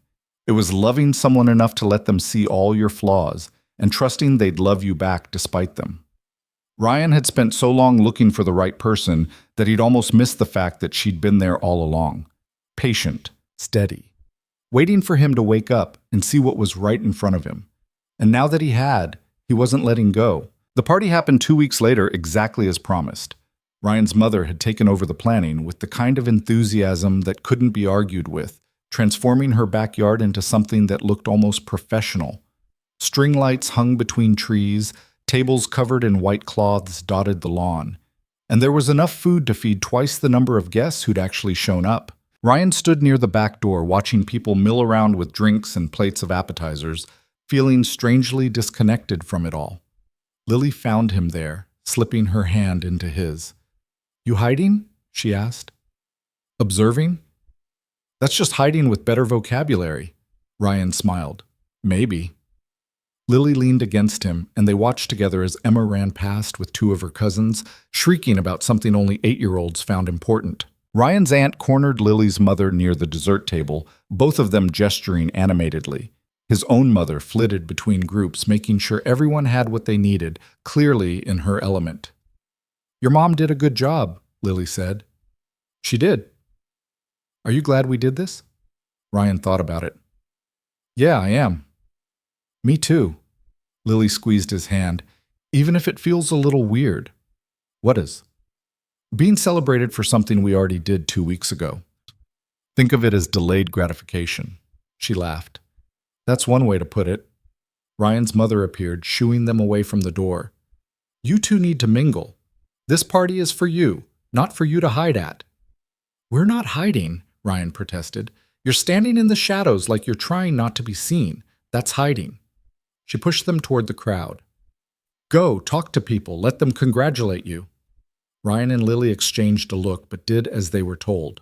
They separated, making their way through the guests, accepting hugs and handshakes and questions about married life that they'd only been living for 2 weeks. Everyone seemed genuinely happy for them, which made the whole thing easier to bear. Ryan found himself talking to his Uncle Mark, who'd had about 3 beers too many and was getting philosophical. You know what your problem always was? Mark said, gesturing with his bottle. You overthought everything. Every decision, every relationship. You were always in your head. Thanks, Uncle Mark. I'm serious. You needed someone who could pull you out of that. And Lily? He gestured vaguely in her direction. She's good for you, balances you out. I know she does. Good. Don't screw it up. I'll try not to. Mark clapped him on the shoulder and wandered off to find more beer. Ryan stood there for a moment, processing the unsolicited advice, then made his way over to where Lily was trapped in conversation with his Aunt Carol. And how long did you say you've known each other? Carol was asking. 7 years, Lily said patiently. 7 years? And you just now got together? It took us a while to figure it out. Well, better late than never, I suppose. Carol patted Lily's arm. You'll be good for him. He needs someone stable. Lily caught Ryan's eye over Carol's shoulder, her expression screaming, Help me. Ryan stepped in, sliding an arm around Lily's waist. Mind if I steal my wife for a minute? He said. Carol beamed. Of course not. You two enjoy the party. They escaped to the relative quiet near the fence, where the music and chatter were slightly muted. Your aunt is intense, Lily said. Tell me about it. She asked me when we're having kids, Ryan groaned. Already? Apparently we're not getting any younger. We've been married for 2 weeks. I know. I told her we're not thinking about that yet. And? She said we should start thinking about it. Ryan shook his head. I'm sorry. It's fine. I expected it. Lily looked out at the party, at all the people gathered to celebrate them. This is nice, though, even with the invasive questions. Yeah, it is. They stood in comfortable silence for a moment, just being together in the middle of all the chaos. Then Emma appeared, tugging on Ryan's sleeve. Dad, Grandma says it's time for speeches. Ryan's stomach dropped. Speeches? Yeah. She wants you and Lily to say something. We didn't prepare anything. Emma shrugged. She says you have to anyway. Lily looked at Ryan, panic flickering across her face. We have to make speeches? Apparently. What are we supposed to say? I have no idea. Ryan's mother was already ushering people toward the main seating area, tapping a spoon against her glass to get everyone's attention. Ryan and Lily reluctantly made their way to the front, standing awkwardly while the crowd settled. Thank you all for coming, Ryan's mother said, her voice carrying across the yard. We're here to celebrate Ryan and Lily, who finally, and I mean finally, figured out what the rest of us have known for years. Laughter rippled through the crowd. I'm going to let them say a few words, but first, I just want to say how happy I am to see my son with someone who truly gets him. Lily, welcome to the family officially. We're lucky to have you. She handed the makeshift microphone, a spoon and glass, to Ryan, who stared at it like it might bite him. He started eloquently. Thanks everyone for being here. I'm not great at speeches, so I'll keep this short. Oh, good idea, someone shouted from the back. More laughter. Ryan smiled despite his nerves. I'm not going to stand here and tell you some perfect love story because that's not what this is. Lily and I were messy. We took 7 years to figure out what we were doing. I was oblivious, she was patient, and somehow we ended up here. Lily elbowed him gently. What I mean is, Ryan continued, sometimes the best things in life are the ones you don't see coming. Or the ones you see coming and just refuse to acknowledge for way too long because you're an idiot. That's more accurate, Lily muttered, making people laugh. The point is, Ryan said, looking at Lily now instead of the crowd, I'm grateful. For her. For this. For all of it. Even the parts that were confusing and scary. Because it led here. And here is exactly where I want to be. Lily's eyes were shining, and Ryan handed her the glass and spoon before he could get any more sentimental. My turn? She asked. Your turn. Lily took a breath, looking out at the gathered family and friends. I'm not great at this either, so bear with me. When Ryan and I met in college, I never expected him to become my best friend, and I definitely never expected to fall in love with him. But I did. For a really long time, I didn't think he'd ever feel the same way, and I'd made my peace with that. Or I thought I had. She glanced at Ryan, smiling. Turns out, he was just slow. Really, really slow. Hey, Ryan protested, laughing. It's true. But the thing is, even during all those years when we were just friends, he was still there. He showed up. He cared. He was present in a way that mattered. So when he finally figured it out, she paused, her voice catching slightly. When we finally figured it out together, it didn't feel like starting something new. It felt like coming home. Ryan's chest tightened with emotion. Lily wiped at her eyes, laughing at herself. Sorry, I'm not supposed to cry. She handed the glass back to Ryan's mother. Anyway, thank you all for being here. It means a lot to both of us. The crowd erupted in applause, and people started coming up to congratulate them all over again. Ryan pulled Lily close, pressing a kiss to her temple. That was perfect, he said. I'm a mess. A perfect mess. The party continued into the evening, the sky fading from orange to purple to deep blue. Someone turned up the music, and people started dancing on the makeshift dance floor Ryan's mother had somehow managed to create. Emma dragged Lily out to dance, and Ryan watched them from the sidelines, something warm and settled spreading through his chest. His mother appeared beside him, her own glass of wine in hand. You did good, kiddo, she said. Thanks, Mom. I mean it. I know I gave you a hard time about the City Hall thing, but watching you two tonight, She paused, emotional. You're happy. That's all I ever wanted for you. Ryan put an arm around her shoulders. I know. And Lily, she's perfect for you. I know that too. Don't let her go. I won't. His mother patted his chest and wandered off to refill her glass. Ryan stood there watching Lily spin Emma in circles while his daughter laughed, and thought about how strange life was. How you could spend years looking for something only to realize it had been right beside you the whole time. Later, after most of the guests had left and Emma had crashed on the couch inside, Ryan and Lily found themselves alone in the backyard. The string lights were still on, casting soft shadows across the lawn. Lily had kicked off her shoes and was sitting on the grass, looking up at the sky. Ryan joined her, stretching out beside her. Tired? He asked. Exhausted. It was a good party, though. It was. Lily turned her head to look at him. Your mom was right. People really are happy for us. Of course they are. I wasn't sure they would be. I thought some people might think we were rushing into it. We've known each other for 7 years. That's the opposite of rushing. I know, but still. Ryan reached for her hand, threading their fingers together. Do you regret any of it? No. Do you? Not for a second. They lay there in the grass, staring up at the stars, the sounds of the party cleanup fading around them. Ryan thought about the night on Lily's balcony when this had all started. The joke that wasn't really a joke. The confession that had changed everything. Can I ask you something? Lily said. Anything. When did you know? Like really know that you loved me? Ryan considered the question. Honestly, I think I've always known. I just didn't let myself admit it. Why not?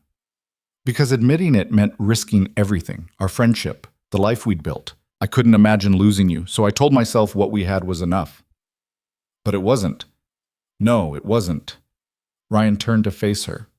What about you? When did you know? Lily smiled, soft and a little sad. Sophomore year. You stayed up all night helping me study for a biology exam I was convinced I'd fail. You didn't even have class the next day. You just stayed because I asked. And at some point, around 3 a.m, you made some terrible joke about mitochondria, and I realized I was in love with you. A joke about mitochondria, did it? It was a really good joke, Ryan laughed. I don't even remember what I said. I do. I remember everything about that night. They fell quiet again, and Ryan thought about all the moments like that one. All the times they'd been together without understanding what it meant. All the years they'd wasted dancing around the truth. But maybe they hadn't wasted them. Maybe they'd needed those years to become the people who could handle this. Who could build something lasting instead of something that burned bright and fast and faded. I'm glad it was you, Ryan said quietly. Yeah? Yeah, I can't imagine doing this with anyone else. Lily squeezed his hand. Me neither. They stayed like that until Ryan's mother came out to tell them Emma was asking for them. They gathered their things, said their goodbyes, and drove home through quiet streets, Emma asleep in the back seat. Back at the apartment, Ryan carried Emma to bed while Lily changed out of her party clothes. When he found her in the bathroom, washing her face, he leaned against the doorframe and just watched her. She caught his eye in the mirror. What? She asked. Nothing, just thinking. About? How this is my life now, coming home to you every night, waking up beside you every morning, all of it. Lily turned to face him, wiping water from her face. Is that okay with you? It's more than okay. She crossed the small space between them, wrapping her arms around his waist. Ryan held her close, breathing in the familiar scent of her shampoo, feeling the steady rise and fall of her breathing. I love you, she said into his chest. I love you too. Even when I'm annoying. Especially when you're annoying. Lily laughed, and Ryan felt it vibrate through both of them. This was what he'd been searching for all along. Not grand gestures or passionate declarations, just this. Coming home, being together, building a life, one ordinary moment at a time. They eventually made it to bed, both of them exhausted from the day. Lily fell asleep almost immediately, her head on Ryan's chest, one arm thrown across his waist. Ryan stayed awake longer, staring at the ceiling, processing everything that had happened over the past few weeks. He thought about the balcony conversation that had started it all, the panic when Lily had confessed her feelings, the realization that had followed, the decision to stop running from what he'd been feeling for years. It hadn't been smooth. There had been doubts and fights and moments where they both wondered if they were doing the right thing, but they'd figured it out, together. And now here they were, married, building a life, making it work. Ryan looked down at Lily, sleeping peacefully beside him, and felt a wave of gratitude so strong it almost hurt. For her patience, for her courage, for loving him even when he'd been too stubborn to see it. He'd wasted 7 years being afraid, but he wasn't going to waste any more. The next morning, Ryan woke to find Lily already up, standing at the kitchen counter in one of his old t-shirts, making coffee. Emma was at the table, drawing as usual, humming something under her breath. "Morning," Ryan said, shuffling into the kitchen. "Morning," Lily said, handing him a mug. "Sleep okay?" "Yeah, you?" "Like the dead." Emma looked up from her drawing. "Can we have pancakes?" "Sure," Ryan said. "Want to help?" "Yeah." They spent the morning making pancakes, Emma insisting on helping despite making more mess than progress, and Ryan couldn't remember the last time something this simple had felt so good. Lily sat at the table watching them with a soft smile, occasionally offering commentary when Emma added too much flour or Ryan let the pan get too hot. After breakfast, they cleaned up together, falling into an easy rhythm that felt natural despite how new all of this still was. Emma disappeared to her room to play, and Ryan and Lily ended up on the couch with their coffee, the Sunday paper spread between them. "This is nice," Lily said. "What is?" "This. Just being together, not doing anything special." "You want to do something special?" "No, I like this." She leaned into him. "I like that we can just exist together without it being a thing." Ryan kissed the top of her head. "Me too." They spent the rest of the day doing nothing in particular. Emma convinced them to watch a movie about dinosaurs. They ordered Chinese food for dinner because no one felt like cooking. After Emma went to bed, they stayed up talking about nothing important, the way they always had. And that was the thing Ryan finally understood. They didn't need their relationship to look a certain way. They didn't need grand romantic gestures or perfect moments. They just needed each other. The rest would figure itself out. Monday came, and with it, the return to normal life. Ryan went to work, Lily went to work, Emma went to school. But now, at the end of the day, they all came back to the same place, together. Over the next few weeks, they settled into their new normal. There were still adjustments to make, fights about whose turn it was to do laundry, disagreements about what to have for dinner, moments where the closeness felt overwhelming. But they worked through it. They learned each other's rhythms. They figured out how to be partners instead of just friends. Emma thrived with Lily around more permanently. She started calling Lily Mom occasionally, though she still mostly stuck with Lily. Ryan watched their relationship deepen, saw the way Lily showed up for Emma without hesitation, and felt grateful all over again. One evening, about a month after the party, Ryan came home to find Lily and Emma baking cookies. The kitchen was a disaster, flour on every surface, mixing bowls piled in the sink, but they were both laughing, covered in chocolate chips, and looking completely content. "What's all this?" Ryan asked. "Emma wanted to make cookies," Lily said. "I couldn't say no." "They're chocolate chip," Emma announced proudly. "Your favorite." Ryan's chest tightened with emotion. "Thanks, kiddo." Lily helped. "I see that." They finished the cookies together, then ate them warm with milk while Emma told them about her day at school. It was ordinary and messy and perfect. Later, after Emma was in bed, Ryan found Lily cleaning the kitchen. He grabbed a towel and started helping, and they worked in comfortable silence. "You know what I realized today?" Lily said eventually. "What?" "This is what I wanted all along, not the wedding or the official title. Just this, being part of your life. Being part of Emma's life, but building something together.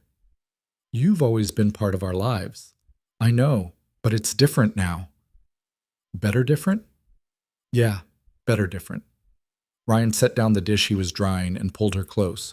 Lily wrapped her arms around him, and they stood there in their messy kitchen, holding each other while water dripped from the faucet and the refrigerator hummed. I'm glad you told me, Ryan said. On the balcony, even though I panicked and ran away. I'm glad I told you too, even though it was terrifying. What made you finally do it? Lily pulled back to look at him. Because I was tired of pretending, and because you asked me to marry you, even as a joke, and I realized I couldn't keep hiding how I felt. It was eating me alive. I'm sorry you had to wait so long. It was worth it. Was it? Yeah, Lily smiled. Because we're here now. And this, what we have, it's real. It's not some fantasy I built up in my head. It's messy and complicated and sometimes hard, but it's real. And I wouldn't trade it for anything. Ryan kissed her, slow and deep, trying to convey everything he felt but couldn't put into words. When they pulled apart, Lily was smiling. Come on, she said. Let's finish cleaning so we can actually relax. They did, and then they collapsed on the couch like they'd done 1,000 times before. Except now, Lily's head was on Ryan's chest. His arm was around her shoulders, and there was a ring on her finger that matched the one on his. The TV played something neither of them was really watching.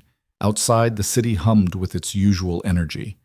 And in the apartment, in the space they'd built together, Ryan felt something he'd been chasing his entire adult life finally settle into place. Peace. Not because everything was perfect, not because all their problems were solved, but because he'd found the person who made even the imperfect moments worth living through. He'd found home, and she'd been there all along. Weeks turned into months. The newness wore off, replaced by familiarity. They fought occasionally, about money, about parenting decisions, about who forgot to take out the trash, but they always worked through it. They learned each other's boundaries. They figured out how to communicate when things got hard. Emma grew more comfortable with the new dynamic. She stopped asking if Lily was staying and started assuming she would be there. She invited Lily to school events without checking with Ryan first. She drew pictures of their family, 3 people now, not 2. Jessica came for another visit in December and seemed to accept the situation with more grace than Ryan expected. She was cordial to Lily, friendly even, and when she left, she told Ryan she was glad he'd found someone good. You seem happy, she said at the door. I am. Good, you deserve that. Ryan's mother continued to meddle, but in ways that felt more helpful than invasive. She babysat when Ryan and Lily needed a night out. She called with advice Ryan didn't ask for, but sometimes needed. She made it clear that Lily was family now, fully and completely. And through it all, Ryan and Lily kept showing up for each other, in the small ways that mattered. Making coffee before the other person woke up, leaving notes in lunch bags, asking about each other's days and actually listening to the answers. It wasn't the love story Ryan had imagined when he was younger. There were no sweeping dramatic moments or passionate declarations every day, but it was better than anything he could have imagined, because it was real, because it was them. One night, about 6 months after they'd gotten married, Ryan woke up in the middle of the night and couldn't fall back asleep. He lay there for a while, listening to Lily breathe beside him, then carefully extracted himself from bed and made his way to the balcony. The city was quiet at this hour, just the occasional car passing below, distant sirens somewhere across town. Ryan leaned against the railing, thinking about everything that had led to this moment. All the years of friendship, all the relationships that hadn't worked, all the times he'd called Lily first when something happened. It had always been her. He'd just been too scared to admit it. The door behind him opened and Lily stepped out, wrapped in a blanket. Couldn't sleep? She asked. Just thinking. About? Everything. Us. How we got here. Lily joined him at the railing, leaning against his shoulder. Any regrets? Not even one. Ryan wrapped an arm around her, pulling her close. You? No, this is exactly where I want to be. They stood in silence for a while, watching the city breathe in the dark. Then Lily spoke again, her voice soft. Do you remember that night, when I told you? How could I forget? I was so scared. I thought I was going to lose you. You almost did. I almost let you. But you didn't. No, I didn't. Lily turned to look at him, and in the dim light from the apartment, Ryan could see the emotion in her eyes. Thank you. For what? For taking the risk, for not running away forever, for being brave enough to try. Ryan cupped her face in his hands, brushing his thumbs across her cheekbones. I should be thanking you. You waited 7 years for me to get my act together. That's not patience. That's heroic. Lily laughed, soft and watery. I don't know about heroic. I do. He kissed her there on the balcony where everything had started, where Lily had made a joke about marrying her best friend, where Ryan had accidentally proposed, where the truth had finally come out and changed both their lives forever. When they pulled apart, Lily was crying, but she was smiling too. I love you, she said. I love you too. Even when I'm annoying? Especially when you're annoying. Even when I hog the blankets? Even then. Even when Ryan kissed her again, cutting off the list. When he pulled back, he was grinning. Yes, Lily, even when. Always. All of it. She buried her face in his chest, and Ryan held her close, feeling her shake with silent laughter. They stood like that until the cold drove them back inside, and then they climbed back into bed, wrapped around each other in the dark. Ryan? Lily whispered. Yeah? Thanks for finally figuring it out. Thanks for waiting. Always. Ryan closed his eyes, feeling Lily's heartbeat against his chest, and thought about how lucky he was. Not because things were perfect, not because their story was simple or straightforward, but because he'd found the person who made him want to be better, who loved him despite his flaws, who'd been patient enough to wait while he found his way. The single father who'd thought he didn't have room for romance had been wrong. He'd had room all along. He just needed the right person to fill it. And she'd been there all along, waiting in the space between friendship and something more. Until he was finally ready to see her. Ryan drifted off to sleep with Lily in his arms, in the apartment they now shared, in the life they were building together. And for the first time in longer than he could remember, everything felt exactly right. Not perfect, but right. And that was more than enough. 1 year later, Ryan found himself back on that same balcony, but everything had changed. Or maybe nothing had. It was hard to tell sometimes. Emma was 9 now, taller and louder, and somehow even more obsessed with dinosaurs than before. She'd started calling Lily Mom most of the time, though she still slipped back to Lily when she was being stubborn or upset. Lily never corrected her either way. The apartment looked different too. Lily's things had fully integrated into the space. Her books on the shelves, her coffee mugs in the cabinet, her shoes by the door. There was a photo on the mantel from their City Hall wedding, Emma grinning between them in her blue dress. Another from the party, surrounded by family. Small pieces of evidence that this was real, that it had lasted. Ryan heard the door open behind him and didn't need to turn around to know it was Lily. He'd learned the sound of her footsteps, the way she moved through space. Hiding again? She asked, stepping beside him. Just thinking. Dangerous, Ryan smiled. What gave me away? Emma said you looked dad weird and disappeared. Lily leaned against the railing. What's going on? Nothing bad, just... He paused, trying to find the words. A year ago today, I asked you to marry me, for real. Lily's expression softened. I remember. Do you ever think about what would have happened if you hadn't told me? That night when I joked about it? Sometimes, but not in a way that makes me sad. No? No. Because this is what happened, and I don't want to waste time thinking about alternate versions. She took his hand. Why are you asking? Ryan turned to face her properly. Because I want to make sure you're still happy, that this is still what you want. Ryan Carter, are you having a crisis? Maybe a small one.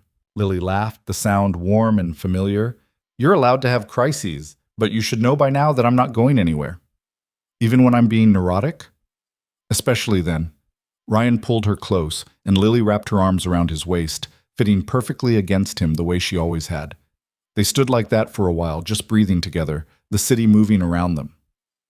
I was thinking, Lily said eventually, maybe we should take a trip. Just the three of us. Where? I don't know. Somewhere Emma can see actual dinosaur bones. She's been asking. A museum trip? More like a vacation. Hit a few cities. Make it an adventure.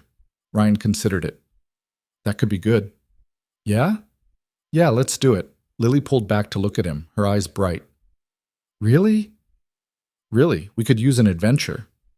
even though it means being stuck in a car with a 9-year-old for hours at a time? Even then. They went inside to tell Emma, who immediately started planning every detail of the trip with the kind of intensity only kids could muster. Ryan watched her and Lily pore over maps on the laptop, their heads bent together, and felt that familiar warmth spread through his chest. This was his life now. Not perfect.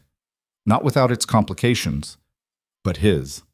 Later that night, after Emma had finally gone to bed still talking about which museums they'd visit, Ryan and Lily ended up on the couch. Lily had her feet in his lap, and they were half-heartedly watching some show neither of them cared about.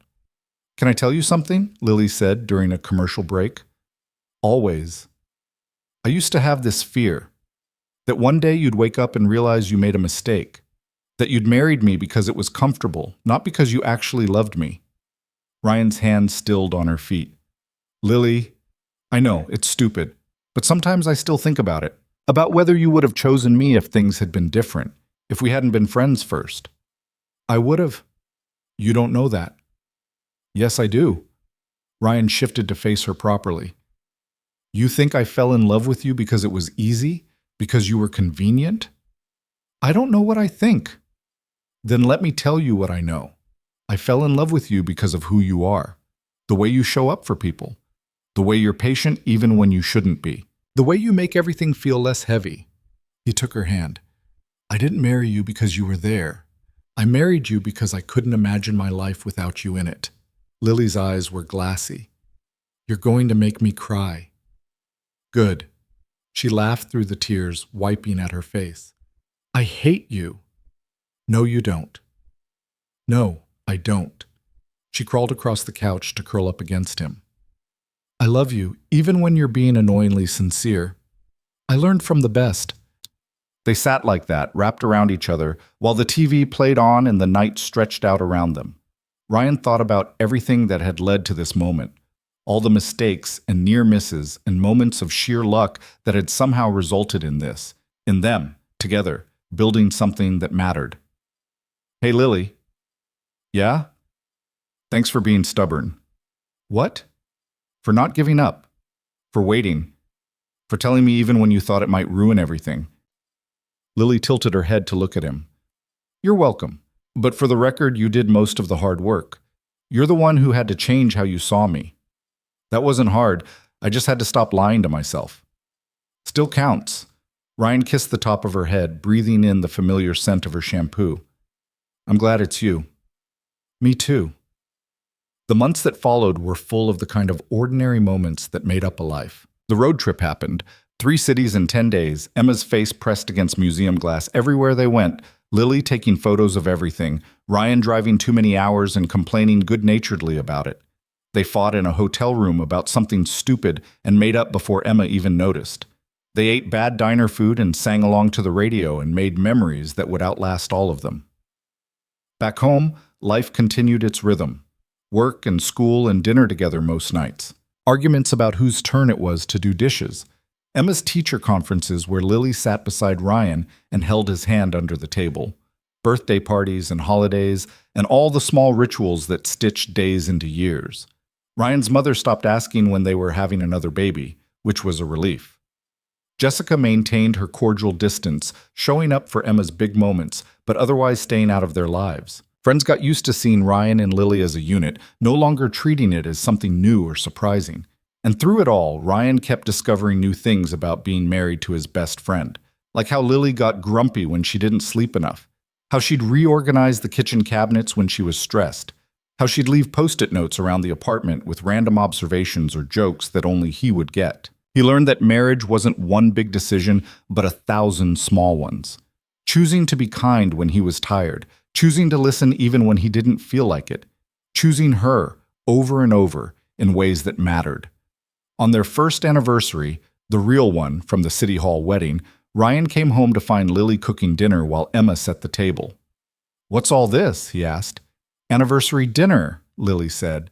"Emma helped." "I made the salad," Emma announced proudly. "It looks great." Ryan kissed Lily's cheek, then went to inspect Emma's work. "This too." They ate together, the 3 of them, talking about their days and making plans for the weekend. After Emma went to bed, Ryan and Lily opened a bottle of wine and sat on the couch, legs tangled together. 1 year, Lily said. Feels longer. Is that good or bad? Good. It means we've packed a lot into it. Lily smiled. We have, haven't we? Yeah. Ryan set down his glass. I got you something. Ryan, we said no gifts. I know, but I saw this and… He pulled a small box from his pocket. Just open it. Lily took the box, giving him a suspicious look, then opened it. Inside was a simple silver bracelet with a small charm, a tiny balcony railing. Ryan, she breathed, because that's where it all started, where you finally told me, where I finally figured it out. Lily's hands were shaking as she took out the bracelet. Ryan helped her put it on, his fingers brushing against her wrist. I love it, she said, her voice thick. It's perfect. You're easy to shop for. Liar, I'm impossible. That too.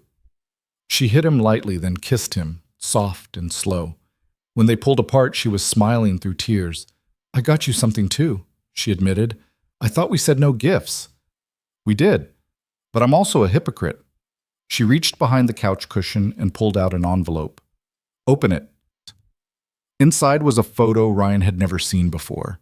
Him and Lily from years ago, sophomore year based on how young they looked, studying in the library. Someone had taken it without them knowing.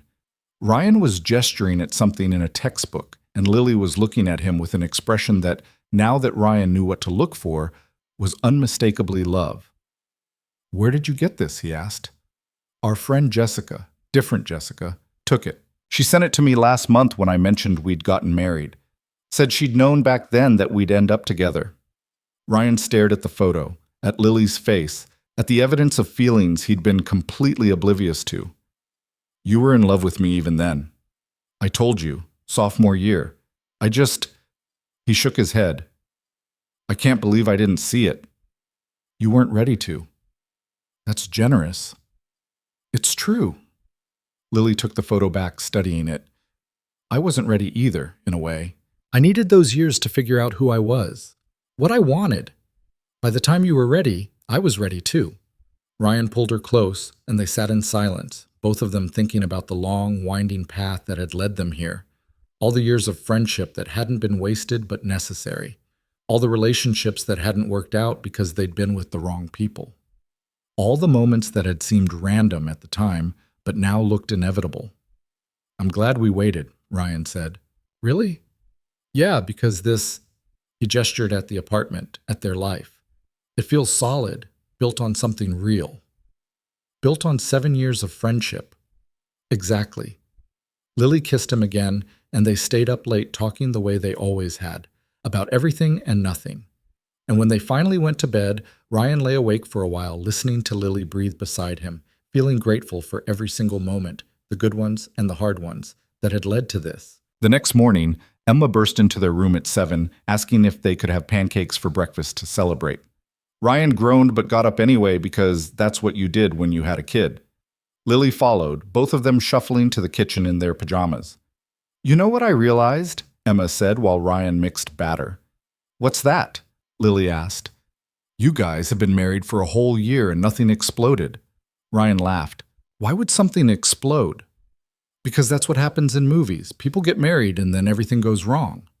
Real life isn't like movies, kiddo. I know, but still.